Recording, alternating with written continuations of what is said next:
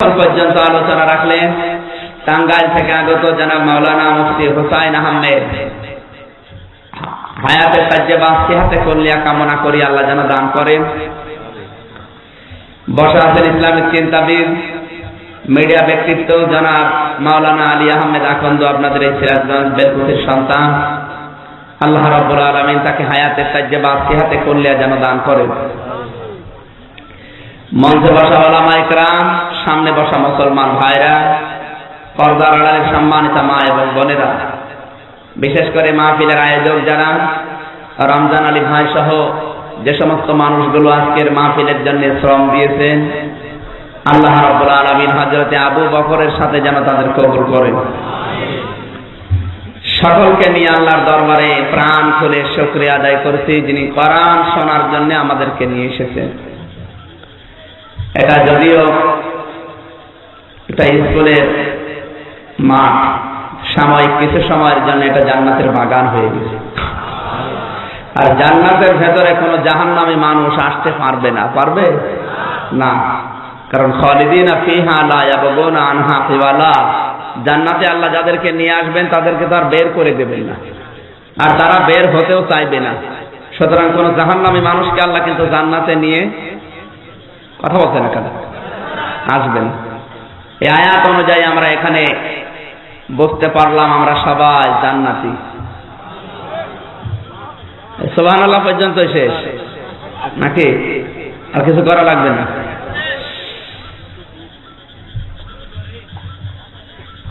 জান্নাতে প্রবেশ করলে আর বের হওয়া লাগে না, আর বের করে আল্লাহ দেয়ও না, আর ওই লোকটা বের হতেও চাইবে না। এটাকে বানিয়ে বললাম আমি?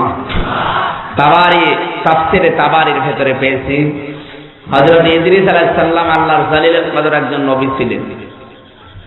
আজরাইল ফেরেশতা একবার বলে, রব্বুল আলামিন তুমি যদি অনুমতি দাও আমি এই নবীর সাথে বন্ধুত্ব করব। তিনি আসলেন, অফার দিলেন, আমি আপনার সাথে বন্ধুত্ব করতে চাই। হযরতে ইদ্রিস নবী বললেন, না, আমি যার তার সাথে বন্ধুত্ব করি না, কারণ বন্ধুত্বের বিষয়টা এটা দুনিয়া না, এটা আখিরাতের সাথে সম্পর্কিত। আল মারু মা মান আহাব্বা, দুনিয়ায় যার সাথে যার মহব্বত থাকবে কিয়ামতে সে তার সাথেই থাকবে। সুতরাং আপনি এসেছেন আপনার সাথে মহব্বত করে, কিয়ামতে যদি আমি জান্নাত না পাই। সরাসরি ফেরেশতা আজরাইল এসেছে আর উনি রাজি না। আর আমাদের আজরাইল আসা লাগে না, শুধু এক প্যাকেট বিড়ি দিলে আমরা রাজি। কথা বলছেন না, না বোঝার ভান করে আছেন? যদি বুঝে থাকেন তাহলে তো আর ওইরকম কাজ করবেন না। করবেন? শেখ ইমাম সাহেব নাকি দোয়া করছিল, রব্বি হাবলি মিনাস সালিহিন। এক মুসল্লি বলছে, হুজুর আজ 11 বছর আপনার পেছনে নামাজ পড়ি, একই দোয়া পড়েন, তো এ দোয়ার মানে কি? বলছে আমি জানি না। 11 বছর আপনি এই দোয়া পড়ছেন 5 ওয়াক্ত নামাজের পরে হাত তুলে, রব্বি হাবলি মিনাস সালিহিন, আর দোয়ার মানে জানেন না? মানে বলছে হ্যাঁ আমি জানি না। এক গ্রাম্য লোক গেছে আলেমের কাছে, বলছে হুজুর আমাদের ইমাম সাহেব এই দোয়াটা পড়ে, এই দোয়ার মানে কি? আলেম বলছে তো দোয়া নয়, কোরআনের আয়াত, তারা সব সাথের 100 নাম্বার আয়াত। আল্লাহ জানিয়েছেন আমি আমার কাছে দোয়া করো, রব্বি হাবলি মিনাস সালিহিন, হে আল্লাহ তুমি আমাকে একটা নেককার সন্তান দান করো। সুবহানাল্লাহ পড়ছেন। দাঁড়ান কি হয় দেখেন। ওই এক জোড়ে ইমাম সাহেবের কাছে গিয়ে বলছো, হুজুর আপনার ছেলে মেয়ে কয়টা? বলছে 11টা। 11টা ছেলে মেয়ে হয়ে গেছে, এরপর আপনি এই দোয়া করেন? আপনার কি লজ্জা শরম আছে? কেন? আপনি তো দোয়ার মানে জানেন না, আপনি তো শুধু দোয়া করিয়েই যান, আপনার ছেলে মেয়ে হয়েই যায়, আপনি কি দেশ ভরে ফেলবেন? এ দোয়ার মানে আজকে আমি জিজ্ঞাসা করে আসলাম আলেমের কাছে। এর অর্থ হচ্ছে আল্লাহ তুমি আমাকে একটা নেককার সন্তান দান করো। ইমাম সাহেব বলছে, বাবাজি এ দোয়ার মানে আমি যদি আগে জানতাম তো 10 বছর আগে দোয়া বাদ দিতাম। আমি তো জানি না যে দোয়ার মানে, আমি পড়িয়েই যাই, আল্লাহ দিয়েই যায়। আপনারা কি ওই রকম করছেন? বুঝে যদি থাকেন এক প্যাকেট বিড়ি দিলে রাজি হয়ে যান, কোন কারণ বলেন? অত সোজা, অনেক কঠিন বিষয় এটা। অনেকে মনে করে আমি তো ভালো মানুষ, আমার ব্যবসা হালাল, আমার বউ পর্দায় থাকে, আমি নামাজ পড়ি, রোজা রাখি, পাগড়ি মাথায় দেয়, আমারই আল্লাহ জাহান্নামে দেবে। দেবে কি দেখে দেবে? কে দেখে দেবে আপনি টের পাচ্ছেন না? বলবো আপনি আবার নিজের গায়ে নেবেন না তো? না মানে আপনি নিয়ে বসে আছেন। ফাআনজাইনাহু ওয়া আহলাহু ইল্লা ইমরাতাহু কানাত মিনাল গাবিরিন। সূরা আরাফ 8 নম্বর পারা 20 নম্বর পৃষ্ঠার 3 নম্বর লাইনের 83 নম্বর আয়াত। যারা আমাকে নিয়ে এসেছে ওনারা আসার সময় কানে কানে বলছিল, হুজুর আপনি কোরআন হাদিস দিয়ে কথা বলবেন। আমি তো কোরআন হাদিস দিয়ে বলছি, আপনাকে শোনার মতো মানার মতো যোগ্যতা থাকা লাগবে। যদি কোরআনের কোনো বক্তব্য আপনার নেতার বিরুদ্ধে যায়, নেতা মানবেন না কোরআন মানবেন? যদি আপনার পীর সাহেবের বিরুদ্ধে যায়, পীর সাহেব মানবেন না কোরআন মানবেন? সুতরাং এটা খুব গুরুত্বপূর্ণ বিষয়। আল্লাহ তাআলা হযরতে লূত আলাইহিস সালামের জামানায় দুইজন ফেরেশতাকে পাঠিয়ে দিলেন, যাও। দুইজন ফেরেশতা এসে বলে, আল্লাহর নবী উম্মত যা আছে সব আপনি এখান থেকে চলে যান, আল্লাহর গজব আমরা মাগরিবের সময় এখানে নাযিল করব, কিন্তু সাবধান আপনার স্ত্রীকে নেবেন না। প্রশ্ন আসতে পারে, নবীর স্ত্রীর চরিত্র কি খারাপ ছিল? বুঝে শুনে কথা বলেন। হযরত লূত নবীর স্ত্রীর চরিত্র খারাপ ছিল? তিনি চরিত্রহীনা ছিলেন? না, কোন নবীর স্ত্রীর চরিত্র দুনিয়ায় খারাপ ছিল না, তারা চরিত্রহীনাও ছিল না। কারণ কোন হারাম রক্তের ভেতরে আল্লাহ নবীদের রক্তকে মিশান নাই। নবীর স্ত্রীর চরিত্র খারাপ না, তিনি চরিত্রহীনাও ছিলেন না। এরপর আল্লাহ গজব দিয়ে স্ত্রীকে ধ্বংস করে জাহান্নামে দিয়ে দিলেন। কারণ কি? আমি যতগুলো তাফসীর বিশ্ববিদ্যালয়ে মিলিয়েছি, সব মুফাসসিরা এদের ব্যাপারে একই বক্তব্য দিয়েছেন। লূত নবীর স্ত্রীর খারাপ ছিল না, তার চরিত্র খারাপ ছিল না, সে চরিত্রহীনাও ছিল না। তাকে জাহান্নামে দেওয়ার একটাই কারণ, সে তলে তলে চরিত্রহীনদেরকে সাপোর্ট করত। আর সিরাজগঞ্জবাসী, আপনি হয়তো মনে করছেন আমি ভালো মানুষ, আমার ব্যবসা হালাল, আমার কর্মজীবন হালাল, আমি তো নামাজ পড়ি, রোজা রাখি, আমার দাড়ি আছে, জুব্বা আছে, আমি 2 বেলা জিকির করি, আমার আল্লাহ জাহান্নামে দেবে। কি দেখে দেবে? কি দেখে দেবে আপনি টের পাচ্ছেন?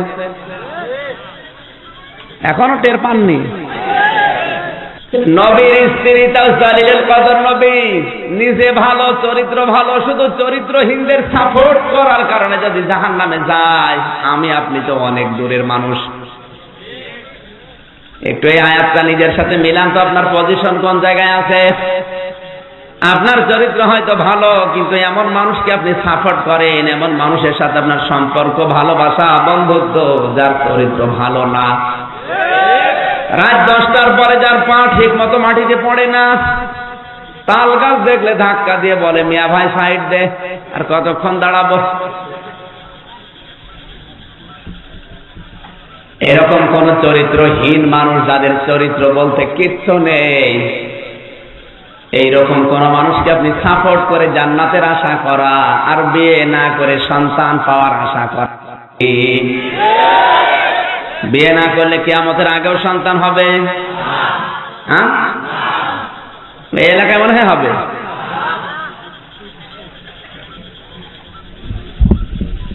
এই জন্য এখান থেকে যাতে আপনি শিক্ষা নিতে না পারেন, তাহলে এরকম মাহফিল প্রতিদিন দেবেন, আমিও প্রতিদিন আসবো, কোনো লাভ? এই মুহূর্তে সিদ্ধান্ত নেওয়া লাগবে, কোন চরিত্রহীন মানুষের পেছনে আমি আর নেই, কোন চরিত্রহীন মানুষের সাথে আমার কোন সম্পর্ক, বন্ধুত্ব আর থাকবে না। আরো জোরে বলা লাগবে।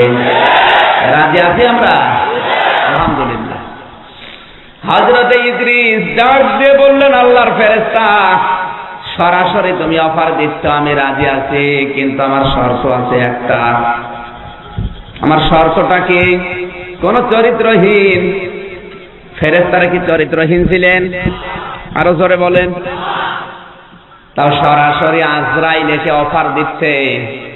শেষ পর্যায়ে বললেন, আমি রাজি আছি, কিন্তু আমাকে 3টা শর্ত আপনার মেনে নেওয়া লাগবে। 1 নাম্বার, আপনি মানুষের জান কবজ করে বেড়ান।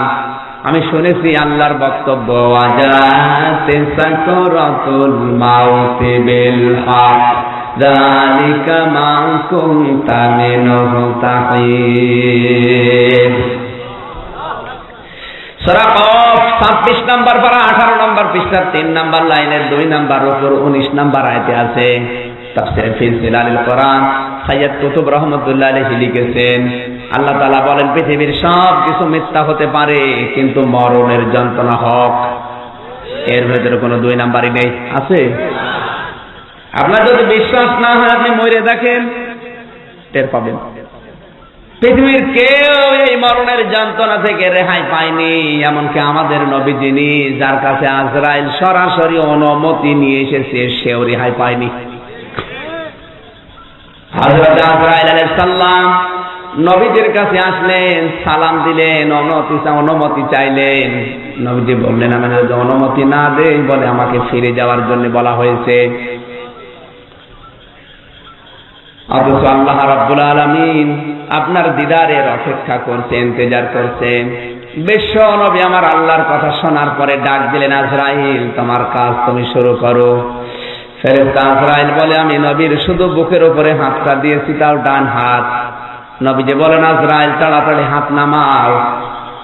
কেন, কি দিলে? হাত দিয়েছি। বিশ্ব নবী বলেন, আজরাইল মনে হচ্ছে উহুদ পাহাড় আমার বুকের উপরে দিয়ে রেখেছো।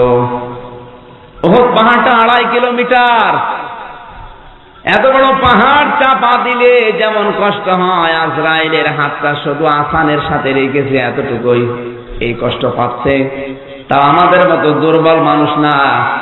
100টা আমির হামজার শক্তি এক জায়গায় করলে যা হবে, বিশ্ব নবীর এক হাতে ওইরকম শক্তি ছিল। এত বড় পাওয়ারফুল শক্তিশালী মানুষ যদি বলে, আজরাইল তাড়াতাড়ি হাত নামাও, তাও তো তিনি কষ্ট দিচ্ছেন না, শুধু হাতটা রেখেছেন। আমাদের তো কিছুই হবে না। হবে? কিচ্ছু হবে না। বলছে না, মরে দেখেন না হয় কি।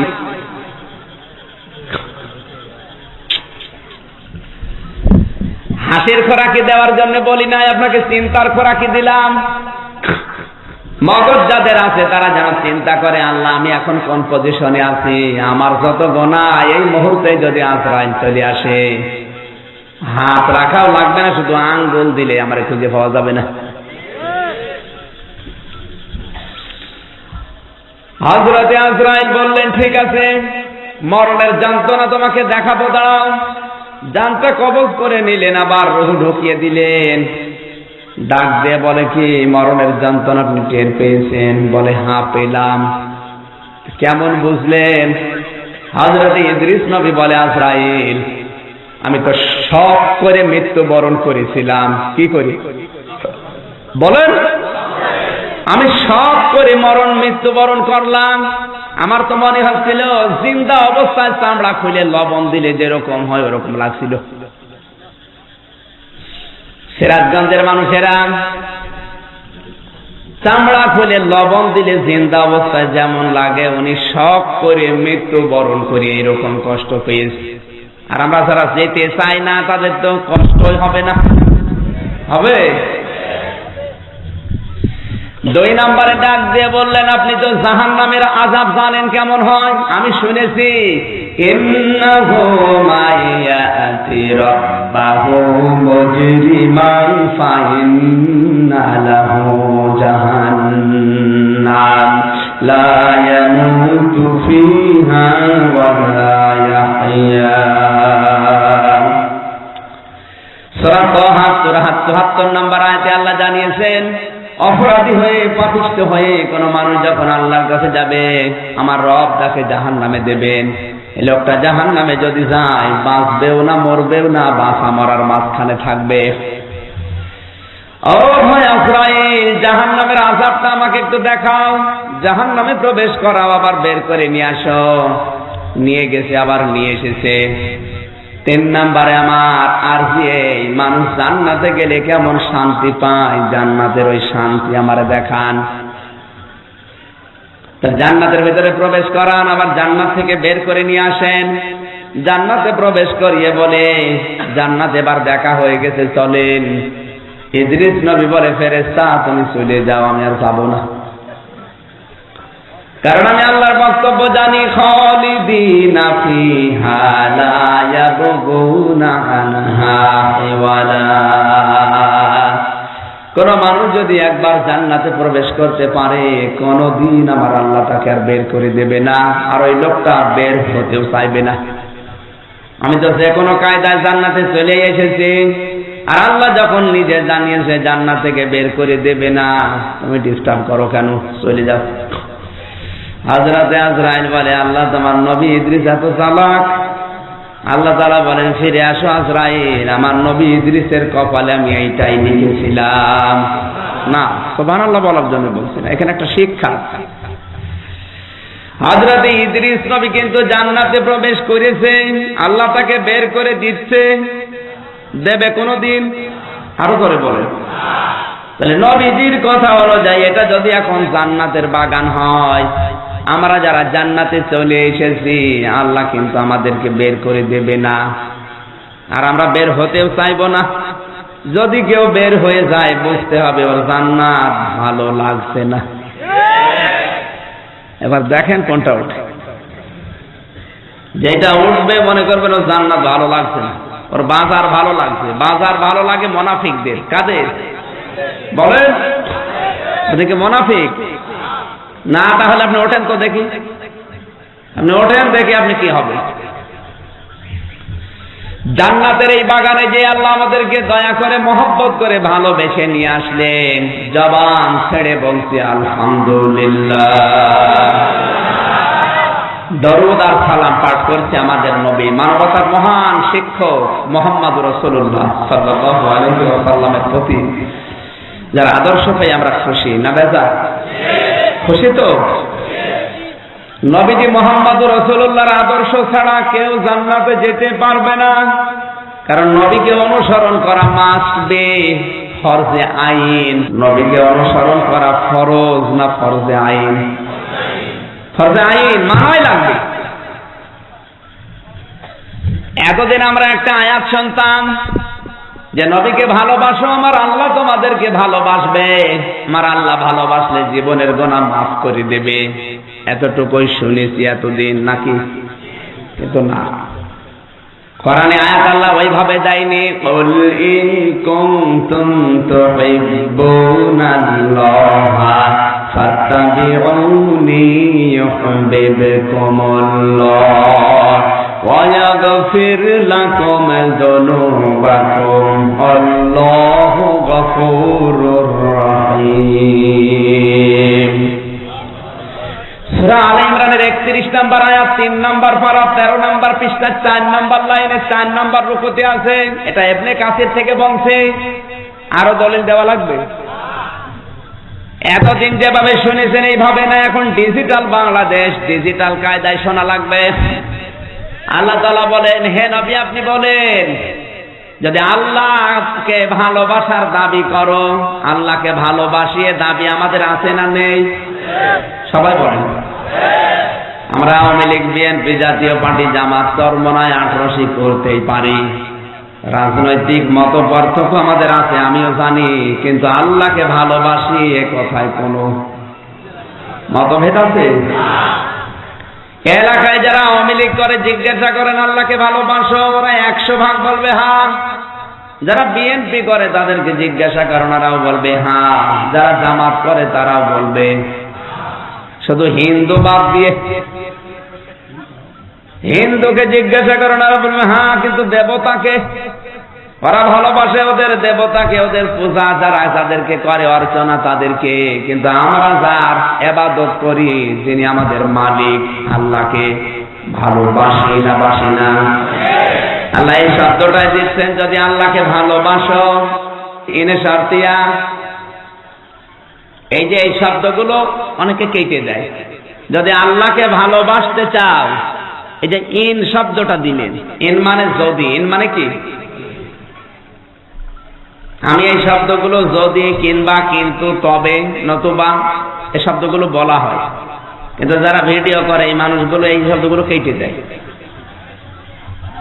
ওরা কোরআনের আয়াতের আগে বোঝে না, পাশে বোঝে না, ওই মাঝখানের টুকু ছেড়ে দেয়, ওদের তো ব্যবসার জন্য ছাড়ে, আর মাঝখান থেকে ক্ষতি হয় আমার। এখানে প্রসাব করিবেন, না করিলে 50 টাকা জরিমানা। এখন এই কমাটা হবে কোন জায়গায়, ও দিয়েছে কোন জায়গায়? যে লোকটা পড়েছে ও কিন্তু ভুল পড়েনি, ভুল পড়েছে, কারণ আপনি কমা দিতে ভুল করেছেন, ও তো ঠিকই পড়েছে। এখানে প্রসাব করিবেন, কমা না করিলে 50 টাকা জরিমানা। বলছে টাকা দেবো, আগে করি, প্রসাব করেই ধরাতে। আমি কিন্তু ঠিকই বলেছি যে শুধু আল্লাহকে ভালোবাসার দাবি করলেই হবে না, দাবি করার সঙ্গে সঙ্গে রসুলকে শুধু ভালোবাসা না, অনুসরণ করে দেখানো লাগবে। এই কথাগুলো আমি ঠিক বলি, 1-1.5 ঘন্টা 2 ঘন্টা আলোচনা করি, সেখানে ওরা কাটছাট করে 15-20 মিনিট ছাড়ে। এই যে যদি, তবে, কিন্তু, নতুবা এগুলো বাদ দিয়ে দেয়, শেষে অর্থ পাল্টিয়ে যায়। সাধারণ মানুষ ইন্টারনেটে ওয়াজ শুনে আমার ভুল বলছে যে উনি রসুল বিরোধী। আমি কি রসুল বিরোধী? সারাটা জীবন রসুলের আদর্শ প্রচার করে বেড়াচ্ছে, আর আমি রসুল বিরোধী হয়ে গেলাম। এগুলো করে মিডিয়ালারা, এই জন্য আমি ভিডিও করতে দিতে চাই না। তাছাড়া তো ওদের তো ভিডিও করতে দেবো না কেন, আমার কি বাবার সম্পদ? আপনি করেন, ইসলামের প্রচার আরো ভালো হবে। এরা না আসলে করবে কিনা? কিন্তু কিছু আনকালচার মানুষ আছে মিডিয়ায়, যারা বোঝে না, ওই মানুষগুলোর জন্যই তো সমস্যা হয়। বিভিন্ন জায়গা থেকে এখন কল আসে, তুমি রসুল বিরোধী, তাহলে এই শব্দ তুমি বললে কেন? আমি কি ওইটা আসলে বলেছি? এরপরে আমার ছবির সাথে পরিমণির ছবি, কিরণমালার ছবি, ভারতের বিভিন্ন নায়িকার ছবি মেরে আমির হামজার ডিজিটাল বউ ছেড়ে দিয়েছে। ময়নুল নামে কি বাড়ি, ওর ফরিদপুরে, আমার বাড়ি কুষ্টিয়ায়। আমি তো ভাই বোনের ভেতরে আমি একা, আমার কোনো ভাই নেই। আরো লিখে দিয়েছে আমির হামজার ছোট ভাই। সারা দুনিয়া থেকে এখন কল আসে, তোমার ছোট ভাই দেখলাম এই জায়গায় এই কথা বলেছে। আরে আমার ভাই নেই, ভাই পেলাম কোথায়? এই সমস্ত ভণ্ডামি গুলো এই মিডিয়া আলাদা করে। আমি ওরা জিজ্ঞাসা করলাম, বলছে না আমি করি না, এগুলো করেছে মিডিয়া আলাদা। ও ছোট মানুষ, মানে কেবল মনে হয় 9 না 10 পড়ে। ওই আমি ওই এলাকায় ফরিদপুরে মাদারীপুরে গেলে আমার সাথে আসে, এসে এক জায়গায় বসে ছবি তোলে, তুলে ছেড়ে দেয়। মানুষ মনে করো ছোট ভাই, আর চেহারাটাও প্রায় আমার মা। আমার মা সেদিন আমার কল দিয়ে বলছে, তোমার ভাই পেলে কোথায়? আর একটা কি মা পেয়েছো? কি বলবো বলেন? আজ যারা এগুলো প্রচার করছেন, আমি ভাই বোনের ভেতরে আমি একা। আমার একটা ছোট্ট বোন আছে, ওটা বিয়ে হয়েছে প্রশাসনের লোকের সাথে। আমার ভাই আর বোন আমি একাই, আমার আর কেউ নেই। এরকম উল্টা পাল্টা ভুল বুঝে আমার নামে আজে বাজে কথা ছড়াবেন না, আশা করছি। যারা ওগুলো ইন্টারনেটে দিয়েছে যাদেরকে বলে দিবা ওগুলো যেন ফেলে দেয়, নয়তো কিন্তু আমি মামলা দিয়ে দেবো। তোমাদের জন্য কত কথা শুনবো। এই যে যদি শব্দটা বলছিলাম ব্যাখ্যায়, আল্লাহ দিয়েছিলেন ইন। এখন যদি আমি এই নজরুল ভাইকে বলি, আপনি যদি সিরাজগঞ্জে যান, আপনার সাথে আমি যাব। উনি যদি না যায়, আমার যাওয়ার দরকার আছে? আমি শর্ত দিয়েছিলাম কি বলেন তো, আপনি যদি যান। উনি যাচ্ছে না, আমি যাবো কেন? আল্লাহ বলেন, আল্লাহকে যদি ভালোবাসার দাবি করো, খুব ভালো করে শুনবেন, এখান থেকে নতুন তথ্য বের হবে। এতদিন যেভাবে শুনেছেন ওইভাবে না। যদি আল্লাহকে ভালোবাসার দাবি করো, ফাত্তাবিউনি, আমার রাসূলকে অনুসরণ করো। কি করো? আমার রাসূলকে ভালোবাসো। এই কথা এই জায়গায় আছে বলেন? হ্যাঁ, হাব্বুন আছে কোরআনে, কিন্তু সূরা তাওবায় আছে।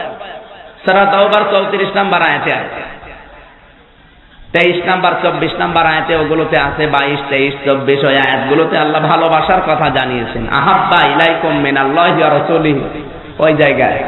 কিন্তু এখানে তো আর হাব্বুন না, এখানে আছে তাবউন। আপনাকে শব্দ বোঝা লাগবে আগে। তা বা আইন, 3টি অক্ষরের সমন্বয়ে শব্দটা গঠিত। যদি আল্লাহকে ভালোবাসার দাবি করো, রাসূলকে অনুসরণ করো। এখন কি এই অনুসরণ আংশিক না পূর্ণাঙ্গ? আরো জোরে বলা লাগবে। যাদের মগজ আছে তারা ভালো করে বোঝেন, এই আংশিক অনুসরণ আল্লাহ করার জন্য বলেন নাই, আল্লাহ বলেছেন পূর্ণাঙ্গ অনুসরণ করতে। আর পূর্ণাঙ্গ অনুসরণ যখন আপনার জীবনে আল্লাহ দেখতে পাবে, তখন আল্লাহ বলেন ইউহিব্বুকুমুল্লাহ, আমি আল্লাহ নিজেই তোমাকে ভালোবাসবো। আমি তোমাকে ভালোবেসেছি, কথা কিন্তু এখানে নেই। তাহলে মাঝে দিত অতীতের শব্দ পাওয়া যেত, দিয়েছে ইউহিব্ব, মজারে, বর্তমান, ভবিষ্যৎ, প্রেজেন্ট, ফিউচার। তাহলে কি বুঝলাম এখান থেকে? আপনি যদি আল্লাহর ভালোবাসা পেতে চান, রাসূলকে অনুসরণ করা লাগবে। অনুসরণ আংশিক না পূর্ণাঙ্গ? আর পূর্ণাঙ্গ অনুসরণ যখন আল্লাহ দেখবে যে আপনি করছেন, তখন আল্লাহ আপনাকে ভালোবাসা আরম্ভ করবে। আর আল্লাহ যদি আপনাকে ভালোবাসে, দুইটা জিনিস দেবে, ওয়ায়াগফির লাকুম যুনুবাকুম, জাম্বুন এক বছর, যুনুব বহু বছর। আপনার জীবনের কোনো অপরাধ আল্লাহ রাখবে না, সব অপরাধগুলো রাসূলের অনুসরণ করার কারণে আল্লাহ মাফ করে দেবে। সুবহানাল্লাহ তো বললেন, কিন্তু আমার তো এখন সুবহানাল্লাহ বের হচ্ছে না, কারণ এখানে শর্ত দিয়েছেন আল্লাহ। যদি আল্লাহকে ভালোবাসার দাবি করো, রাসূলকে অনুসরণ করো, আংশিক না পূর্ণাঙ্গ? আমি হয়তো দাড়ি দিয়ে, জব্বা দিয়ে, পাগড়ি দিয়ে, 2 বেলা জিকির দিয়ে, খাবারের পরে মিষ্টি খাওয়া দিয়ে, দস্তরখানা বিছিয়ে ভাত খাওয়া দিয়ে, এগুলো দিয়ে রাসূলের অনুসরণ আমি করছি। কিন্তু আল্লাহর নবীর জীবন কি এই কয়টায় শেষ? তার জীবনের আরো দিক আর বিভাগ আছে না নেই? তার জীবনের হাজারো দিক বিভাগ পড়ে আছে, আমি তো একটাও মানি না, মানতেও পারি না। ওগুলো আমি জানিও না অনেকেই। এই জন্য আমি ইসলামী গান বলেছিলাম প্রথমে। আমার মনে হয় ইসলামী গান যারা বুঝেছেন তাদের জন্য আজকের ওয়াজ হয়ে গেছে। আর যদি আপনি না বুঝে থাকেন, তাহলে আপনাকে এখন বোঝানো লাগবে। সুন্নাত নয় শুধু দাওয়াতের মেহমান, সুন্নাত নয় শুধু খাওয়া শেষে মধুপান, আরো কিছু সুন্নাত আছে তুমি জানো কি? জানলে জীবনে কখনো তা মানো কি? আপনি খাওয়া শেষে মদ্যপান আর আরামে পালন করছেন, খাবারের পরে মিষ্টি জিনিস খাওয়া অসুবিধা নেই। দাওয়াত পেলে দাওয়াত খেতে যাওয়া সুন্নাত, আপনি খাচ্ছেন, আরামে খান, টুটি পর্যন্ত খান, অসুবিধা নেই। বিশ্বনবী মুহাম্মদুর রাসূলুল্লাহর জীবনের আরো হাজারো দিক আর বিভাগ আর সুন্নাত আছে, এগুলো আপনি জানেনও না, মানেনও না। আপনি যদি জানেনও না, মানেনও না, তাহলে আল্লাহ এখন আপনাকে ভালোবাসা আরম্ভ, কথার ওজন আপনি এখনো টের পাননি। পেয়েছেন? এই আয়াত অনুযায়ী, এই থিওরি, এই সূত্র অনুযায়ী আমার তো মনে হচ্ছে বাংলাদেশে এখন হাজারো বক্তা, হাজারো পীর, হাজারো মুসলমান, হাজারো নেতা এখনো আল্লাহর ভালোবাসায় পাওয়া আরম্ভ করেনি। আশিকে রাসূল গুনাহ মাফ হয়ে জান্নাতে যাওয়া তো অনেক দূরের কথা। কারণ আমার জীবনের পূর্ণাঙ্গ অনুসরণ এখনো, কথা বলছে না কেন? আপনাকে চিন্তা হচ্ছে না? আমি আল্লাহর ভালোবাসা এখনো পাইনি। কিসের আশিকে রাসূল? আল্লাহ বলেন, আমি যাকে ভালোবাসা আরম্ভ করব তাকে জীবনের গুনাহ মাফ করে দেব। ওকে তো ভালোই বাসা শুরু করেনি, ওর গুনাহ মাফ কিসের? কথা বললেন না কেন? আমি আশা করছি আপনার জীবনের যে চিন্তার দরজা আছে খুলবে। আর যদি চিন্তার দরজা না খোলে, তাহলে আপনার মানুষ নেই। কারণ ইন্না শাররাদ দাওয়াবি ইনদাল্লাহিস সাম্মুল বুকুমুল্লাযীনা লা ইয়াকিলুন। সূরা আনফালের 22 নম্বর আয়াত, 9 নম্বর পারা, 18 নম্বর পৃষ্ঠা, 9 নম্বর লাইনের 3 নম্বর রুকুতে আছে আল্লাহ তাআলা বলেন, পৃথিবীর সবচেয়ে নিকৃষ্ট মানুষ ওইটা যার বিবেক আছে কিন্তু কাজে লাগায় না। আপনার বিবেক আছে, আমি চিন্তার রেখা দিলাম, চিন্তার খোরাকি দিলাম, আপনি করেন। আজ আপনার টুপি সুন্দর মাথায়, জুব্বা গায়ে আছে, 2 বেলা জিকির করছেন, আপনি 5 নামাজ বিছিয়ে ভাত খান, নামাজ আদায় করছেন, দস্তরখানা বিছিয়ে ভাত খাচ্ছেন, খাবারের পরে মিষ্টি খাচ্ছেন। আমি আপনার বিরোধী না, সুন্নাত আমিও পছন্দ করি, আমিও ভালোবাসি, কিন্তু রাসূলের জীবনের সুন্নাত কিন্তু এই কয়টাই না। নবীজির জীবনে বিচার ব্যবস্থা ছিল না? ছিল না? আরো জোরে বলা লাগবে। আল্লাহর নবী মুহাম্মদুর রাসূলুল্লাহর জীবনে প্রশাসন ছিল না? ছিল না? নবীজির জীবনে চিকিৎসা বিভাগ ছিল না? ছিল না? এই সমস্ত দিক আর বিভাগ আপনি জানেনও না। আর আপনি যদি জানেনও, ওই জায়গায় যাওয়ার মতো যোগ্যতা আপনার নেই। কারণ এই দেশের ডিসি, এসপি, টিওনো এগুলো যদি কেউ হতে চায়, 1 নাম্বার শর্ত তাকে বিসিএস ক্যাডার হওয়া লাগবে। আপনি তো ওর ধারে কাছেও নেই। অনেকে ফতোয়া তুলেছে আমির হামজা কওমি মাদ্রাসার বিরোধী না। আপনি কওমি মাদ্রাসায় পড়েন, আমিও তো কওমি মাদ্রাসায় পড়েছি। এ শুধু কওমিতে না, কওমি আলিয়া সেনারের লাইন আপনাকে পড়া লাগবে। কারণ পৃথিবী যদি আপনি হাতে নিতে না পারেন, তাহলে প্রশাসনে যে দুর্নীতিগুলো হচ্ছে এগুলো আপনি মুক্ত করবেন কি দিয়ে? সুতরাং আপনার ছেলে, আপনার ভাতিজা, আপনার ভাগিনা, এগুলো প্রশাসনে যাওয়া লাগবে, বিচার ব্যবস্থায় যাওয়া লাগবে, বিশ্ববিদ্যালয়ের শিক্ষা খাওয়া লাগবে। আজ ভার্সিটিতে এমনও স্যার আছে যাদের রুম থেকে মেয়েদের কান্নার আওয়াজ আসে। এদেশের এক কোলাঙ্গার, আমি নাম নিলাম না, কিছুদিন আগে একটা বই লিখেছে ভূতের বাচ্চা সুলাইমান। বিশ্ববিদ্যালয়ের স্যার ভূতের বাচ্চা সুলাইমান বলে ইন্ডিকেট করেছে আল্লাহর নবী হযরতে সুলাইমান নবী আলাইহিস সালামকে। তার চরিত্রের উপরে যতগুলো কলঙ্ক দিয়েছে শয়তানও বিশ্বাস করবে না।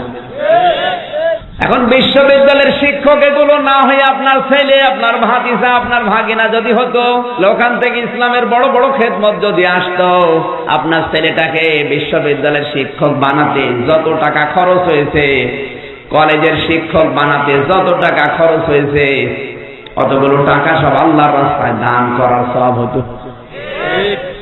কারণ রাসূলের জীবনের দিকে তাকে আপনি এগুলো করছেন। নবীজির জীবনে শিক্ষা ব্যবস্থা ছিল, আপনিও শিক্ষা ব্যবস্থায় যদি লোক নিয়োগ করতে চান তাহলে এরকম যোগ্যতা লাগবে।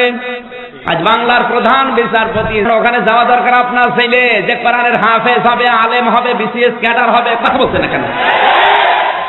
তাহলে এগুলো যদি আপনি না করেন তাহলে রাসূলের পূর্ণাঙ্গ অনুসরণ আপনার জীবনে হচ্ছে না। শুধু আপনি দাড়ি দিয়ে, টুপি দিয়ে, পাগড়ি দিয়ে করেছেন, আর যে দিক বিভাগগুলো আছে আপনি করেননি, তাহলে আপনাকে আল্লাহ এখনো ভালোবাসায় তো শুরু করেনি।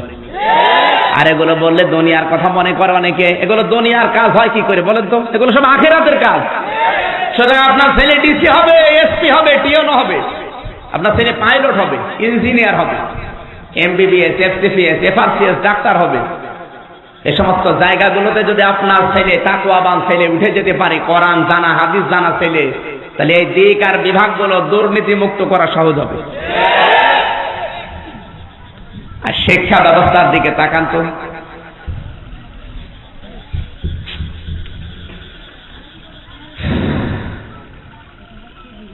আমি যখন মাঝে মাঝে একা একা থাকি, আমার দাদার ওই গল্প মনে পড়ে। আমার দাদা বলছিলেন নৌকা নিয়ে তার ছেলে মেয়ে নিয়ে বাজারে যাচ্ছে, ওপারে নদীর ওপারে বাজার। বউ বলছে আমারেও নিয়ে যাও, সবাইকে নিয়ে যাচ্ছে। হঠাৎ করে নদীতে ঝড় উঠে নৌকা গেছে ডুবে।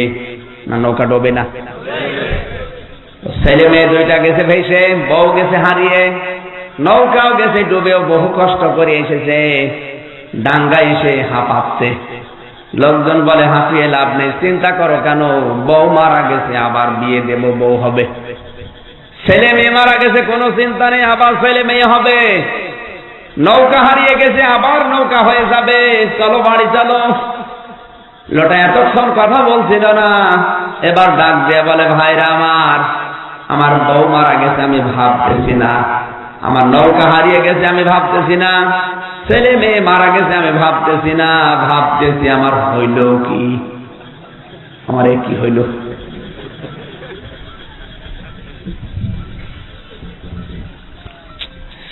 আমার দাদার এই গল্পটা এখন আমার সাথে মনে হচ্ছে মিলে যাচ্ছে।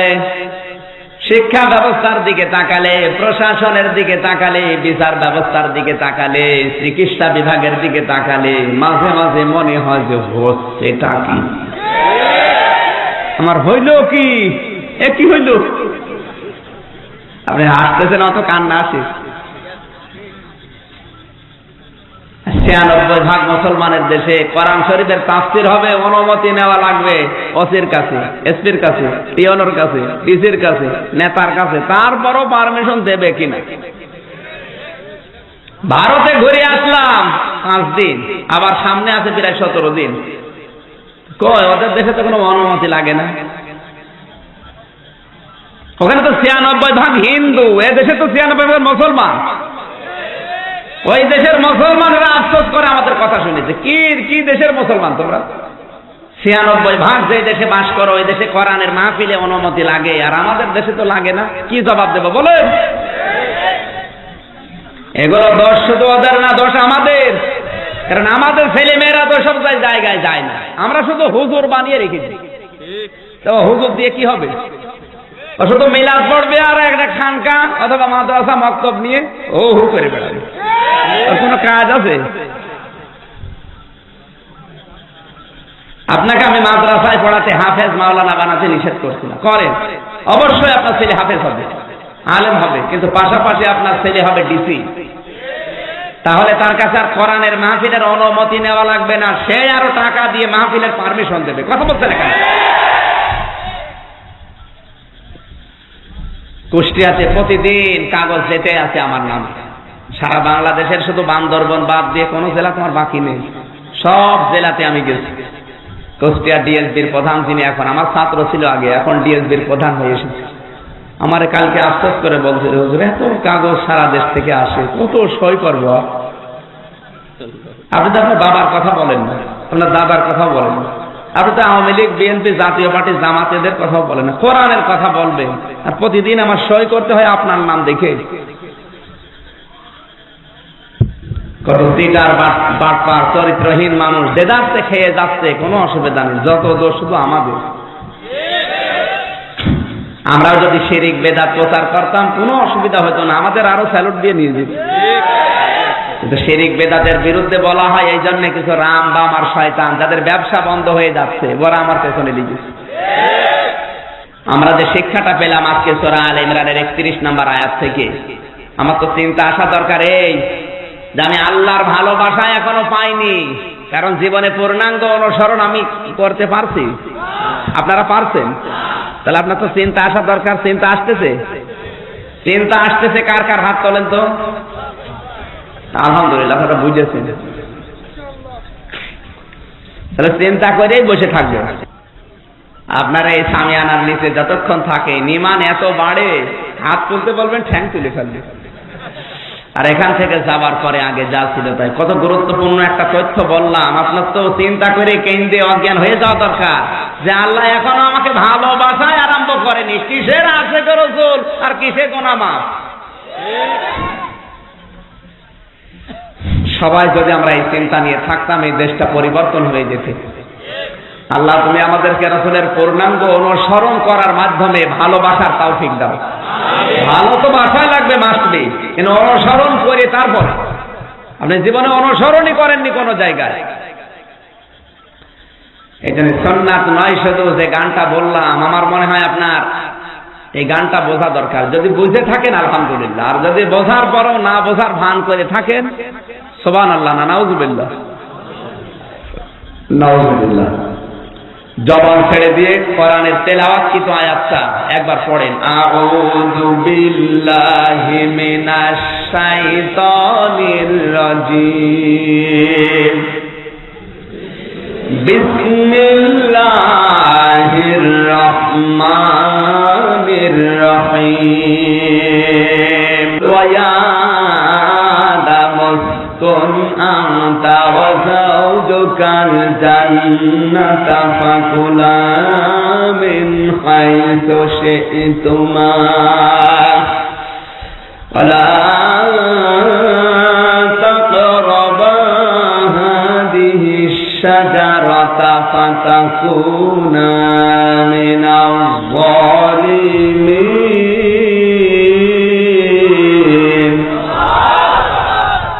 সূরা আরাফ 19 নম্বর আয়াত, একটা আয়াত পড়েছি সূরা আরাফের আয়াত নাম্বার 19। জোরে বলেন কত? হযরতে আদম আলাইহিস সালামকে আমার আল্লাহ বানালেন, ফেরেশতাদেরকে ডাক দিয়ে বললেন যাও দুনিয়ার ময়দান থেকে মাটি নিয়ে আসো। হযরত জিবরাইল, মিকাইল, ইসরাফিল এসেছিল প্রথমে। মাটির কন্দন দেখে তারা জমিন থেকে মাটি নিতে পারে নাই। সর্বশেষ হযরতে আজরাইল এসেছে, এক খামসা দিয়েছে। তাফসীরে তাবারিতে লিখেছে হযরতে আজরাইলের এক খামসায় মাটি ছিল 40 মণ। কত? 40 মণ মাটি নিয়ে ফেরেশতারা আদম নবীর দেহ বানাচ্ছে। 60 জিরাআন, 60 গজ লম্বা, 120 হাত, 36 হাত মোটা, বিশাল নিথর দেহ পড়ে আছে। আল্লাহ তাআলা বলেন, এই যে চেহারা, এটা আমি আল্লাহ নিজে এবার তৈরি করলাম। আদমের চেহারা বানিয়েছে কে?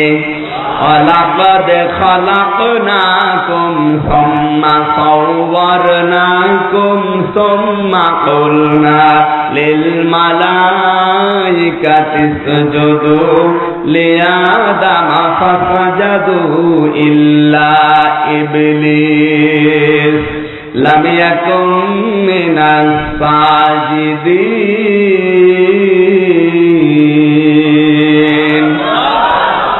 অবশ্যই আমি আল্লাহ তোমাদেরকে তৈরি করেছি। সুম্মা সাওয়ারনাকুম, এরপরে তোমাদের আকৃতি আমি আল্লাহ নিজের কুদরতি হাত দিয়ে দিয়েছি। এই যে বডিটা, এটা ফেরেশতারা বানিয়েছে, আর এই চেহারাটা এটা আমার আল্লাহ নিজের হাতে দিয়ে বানিয়েছেন। এজন্য চেহারা এত সুন্দর। পৃথিবীতে এত সুন্দর করে কোনো কিছু আমার আল্লাহ আর বানাননি। লাকাদ খালাকনাল ইনসানা ফি আহসানি তাকবীম। আল্লাহ পাক বলেন, সব চাইতে সুন্দর আকৃতি দিয়েছে আমি কাকে?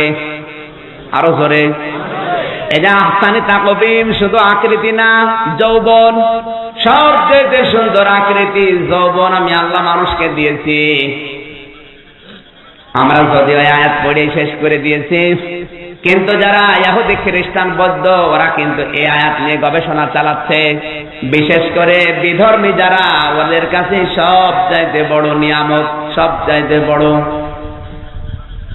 সম্পদ হচ্ছে যৌবন। ওদের যৌবন যতদিন আছে ততদিন আনন্দ আছে, যৌবন নেই আনন্দ। কথা বলেন না কেন?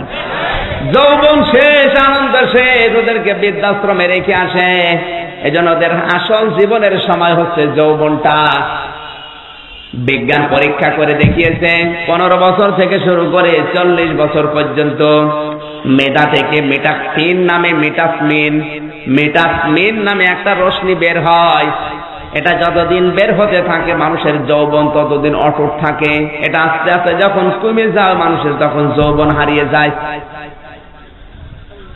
ওরা চিন্তা করছে এই যৌবনটা ধরে রাখা যায় কি করে, সুতরাং মিটাক্সিন পেলে যেহেতু যৌবনটা ধরে রাখা যায়, এই মিটাক্সিন আবিষ্কার করা যায় কি করে।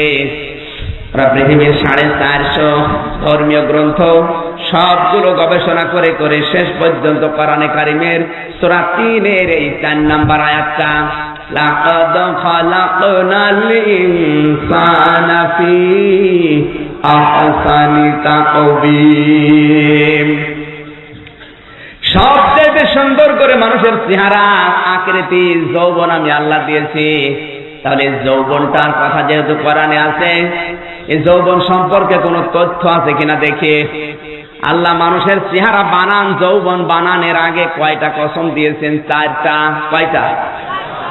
তিন, আযাইতুন ওয়া তুরি সিনিন ওয়া হাযাল বালাদিল আমিন। 3-এর কসম।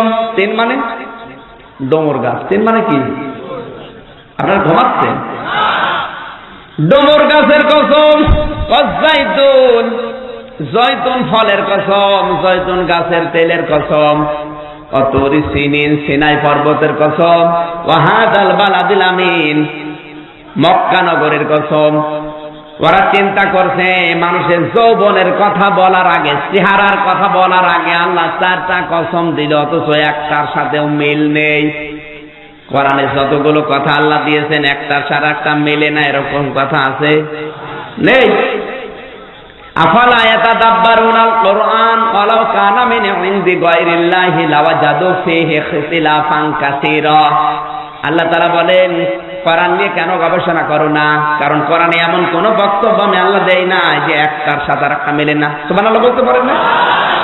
প্রত্যেকটার সাথে প্রতিটা আয়াতের যেহেতু মিল আছে, তাহলে যৌবনের কথা, আকৃতির কথা আল্লাহ বলতে গেলেন, কিন্তু কসম যেগুলোর দিলেন একটাও তো মেলে না। তাহলে কোরআন শরীফ ভুল। আপনি কোরআনে অন্যান্য আয়াতগুলো দেখবেন, যেটা কসম দিচ্ছেন আল্লাহ ওই জিনিসের সাথে অবশ্যই তার সম্পর্ক আছে। যেমন আল আসরে ইন্নাল ইনসানা লাফি খুসরে, সময়ের কসম, অবশ্যই পৃথিবীর মানুষেরা সবাই ক্ষতির ভেতরে। এখানে আসরের কসম, সময়ের কসম দিলেন কেন? কারণ মানুষের জীবনটাই হচ্ছে সময়। সময় আছে বলে আমরা বেঁচে আছি, সময় নেই আমাদের কোনো দাম। আরো জোরে বলেন। সময়ের সাথে আমাদের জীবনের একটা সম্পর্ক আছে না নেই? এই জন্য জীবনের কথা বলতে গিয়ে আল্লাহ সময়ের কসম দিলেন। তার মানে যে জিনিসের সাথে সম্পর্ক ওই জিনিসের কসম দিলে মেনে নেওয়া যায়, মেলে। কিন্তু এখানে আল্লাহ যৌবনের চেহারার কসম দেওয়ার আগে জৈতুনের কসম, ডুমুর গাছের কসম, এগুলোর কসম দিচ্ছেন, এটাও তো মেলে না। তাহলে তো ভুল, কোরআন শরীফ ভুল, অবশ্যই কোনো রহস্য আছে। বিজ্ঞান 3 বছর একাধারে, যে মাত্র 10 দিন আগে মুসলমান হয়েছে, এই আয়াতটা গবেষণা করে 10 জন বিজ্ঞানী, ওরা 3 বছর গবেষণা করে এই আয়াতটা নিয়েছে, যে মানুষের যৌবন আকৃতির কথা জানালেন, কিন্তু আগে যে 4টা আয়াত, যে 4টা কসম মেলে না। দেখি এখানে কোনো কারণ আছে কিনা। শেষ পর্যন্ত ধরা পড়েছে এটা জয়তুনের তেল। কোরআন শরীফের ভেতরে 7 জায়গায় জয়তুনের নাম আছে, আর তেলের নাম আছে এক জায়গায়, গাছের নাম আছে এক জায়গায়। তাহলে 800টা তেল এক জায়গায় দিয়ে ডুমুর গাছের একটা ফল সিদ্ধ করে এর সাথে মিশিয়ে 15 থেকে 21 দিন পর্যন্ত কেউ যদি প্রতিদিন সকালবেলা খেতে পারে, তাহলে ওর মিটাক্সিন বৃদ্ধি হতে থাকবে, যৌবনটা ধরে রাখা সম্ভব হবে। আল্লাহ জানিয়েছিলেন মানুষের যৌবন আমি আল্লাহ দিয়েছি, মানুষের সবচাইতে সুন্দর আকৃতি আমি আল্লাহ দিয়েছি। সুতরাং এই আকৃতি, এই যৌবন ধরে রাখার জন্য শুধু ফ্রেশ ওয়াশ, শুধু ফেয়ার এন্ড লাভলি না, কার্যকারী ভূমিকা পালন করবে মানুষের যৌবন অটুট রাখার জন্য, আর ওই মিটাসমিনটা বৃদ্ধি করার জন্য ডুমুর গাছের সিদ্ধ করা ফল আর জয়তুনের তেল। সুবহানাল্লাহ বলতে পারেন না? ওরা এতটুকু গবেষণা করে 10 জন একাধারে 3 বছর করেছে, একাধারে শেষ পর্যন্ত মুসলমান হয়ে গেছে।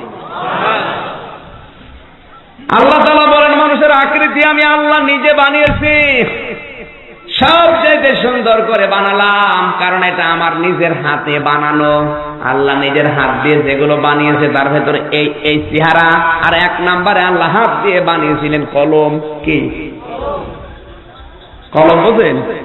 এই যে এটা কি একটা ভুল কথা প্রচার করা আছে, আউয়ালু মা খালাকাল্লাহু নূরি, সর্বপ্রথম আল্লাহ নবীর নূর বানিয়েছে। এটা ঠিক না, এটা হাদিসও না, এটা হাদিসের নামে জালিয়াতি। এটা একটা আরবি প্রবাদ, মানুষ হাদিস বলে চালিয়ে দেয়। এরা তো মনে হয় আরবিতে গালি দিলেও আপনারা মনে করেন কোরআন হাদিসের আয়াত পড়ছে। ঠিক, আসলে তাই হচ্ছে। 4 দোকানে বসে বসে বাজাচ্ছে আউয়ালু মা খালাকাল্লাহু নূরি, টান দিয়ে পড়ছে, আর মানুষ মনে করছে না হাদিসই হবে। অথচ ডক্টর আব্দুল্লাহ জাহাঙ্গীরের লিখিত বই হাদিসের নামে জালিয়াতির ভেতরে সেটা 550 হাদিস আছে, ওখানে হাদিসটা দেওয়া আছে, এটা হাদিস না, হাদিসের নামে জালিয়াতি, যেগুলো বাংলাদেশ, ভারত আর পাকিস্তানে চলে, অন্য দেশে চলে না।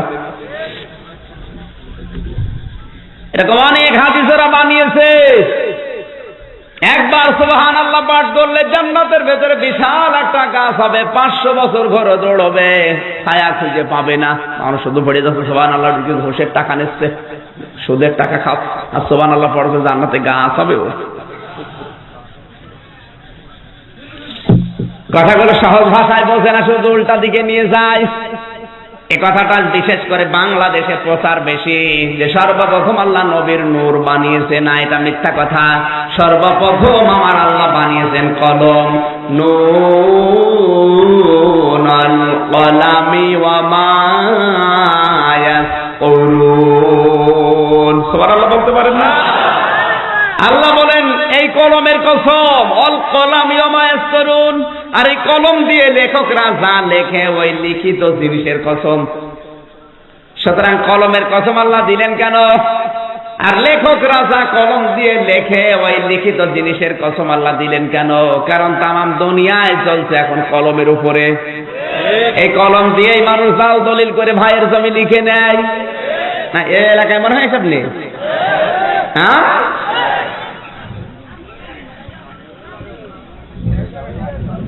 কত মানুষ এখানে বসে আছে, আমি কিন্তু নাম বলে দিলাম। দেখো আমি তো নাম জানি না।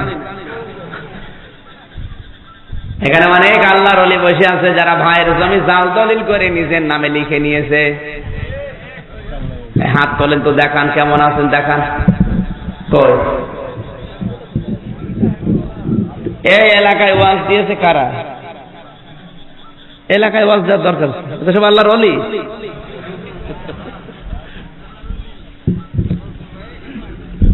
এই কলম দিয়ে কত ভালো মানুষকে কালো করে ফেলছে। এই কলম দিয়ে, রায় দিয়ে একদম নিরপরাধ মানুষকে জেলে ঢুকিয়ে দিচ্ছে, ফাঁসি দিয়ে দিচ্ছে। আপনি মনে করছেন কলমটা আল্লাহ সার্বভৌম এমনি বানায়নি, কলমের কাজ আছে।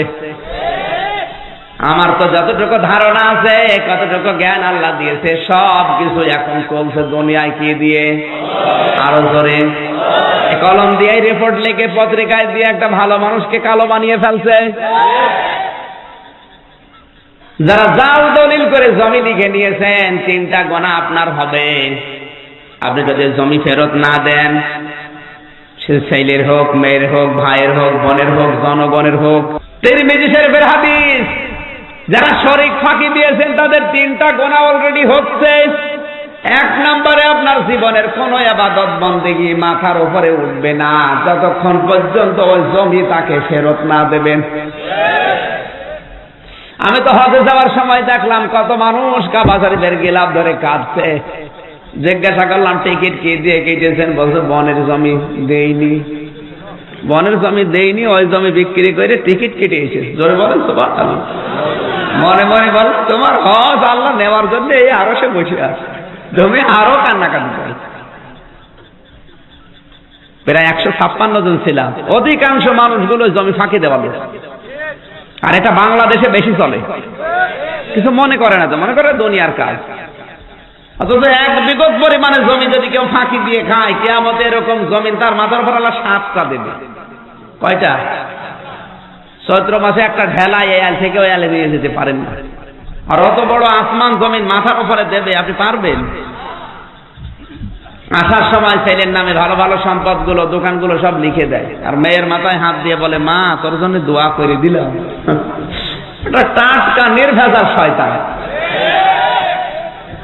শরীক যারা ফাঁকি দিয়েছেন, আমি বাংলায় বলছি, আপনি যাই মনে করেন, আপনার জীবনের কোন ইবাদত বন্দেগী, নামাজ, রোজা, জিকির, আজকার, তাহাজ্জুদ মাথার উপরে উঠবে না। যদি ওঠে তাহলে কোরআনের আয়াত মিথ্যা। 2 নম্বরে, আপনি যখন মারা যাবেন ঈমান নসিব হবে না, বেঈমান হয়ে মারা যাবেন। এখনো যদি বাঁচতে চান, যাদের জমি ফাঁকি দিয়েছেন, সে ছেলে হোক, মেয়ে হোক, বোন হোক, ভাই হোক, জনগণ হোক, আগে ফেরত দেবেন, এরপরে আপনি মাফ পাবেন। কারণ এটা হক কল্যাণ, এটা হকুল ইবাদ, বান্দার হক নষ্ট করেছেন আপনি। বেঈমান হয়ে মারা গেলে কিন্তু খবর আছে। আল্লাহ কোরআনে বারবার জানাচ্ছেন, ওয়ালা তামুতুন্না ইল্লা ওয়া আনতুম মুসলিমুন, মৃত্যুবরণ করো না যতক্ষণ মুসলমান না হতে পারো। আপনি তো মুসলমান না হয়ে বেঈমান হয়ে মারা যাচ্ছেন। 3 নম্বরে, আপনার এই জমি জায়গা, এই টাকা পয়সা আপনি কিন্তু ভোগ করতে পারেননি, রেখে গেলেন দুনিয়ায়। আপনার ছেলে মেয়ে স্ত্রী যারা দুনিয়ায় থাকবে, ওরা এই টাকা পয়সা আরো অবৈধ কাজে ব্যয় করবে। আর তখন এগুলো সব ফিলাক্সি লোড হয়ে, বিকাশ হয়ে আপনার কবরে যাবে। যদি বলেন হুজুর আমার বিকাশ নাম্বার খোলা নেই, এমনি খুলে যাবে, খোলা লাগবে না। এখন তো বিকাশ করতে হলে টিপসই লাগে, জন্ম নিবন্ধন লাগে, ভোটার আইডি কার্ড লাগে, ছবি লাগে, কিচ্ছু লাগবে না।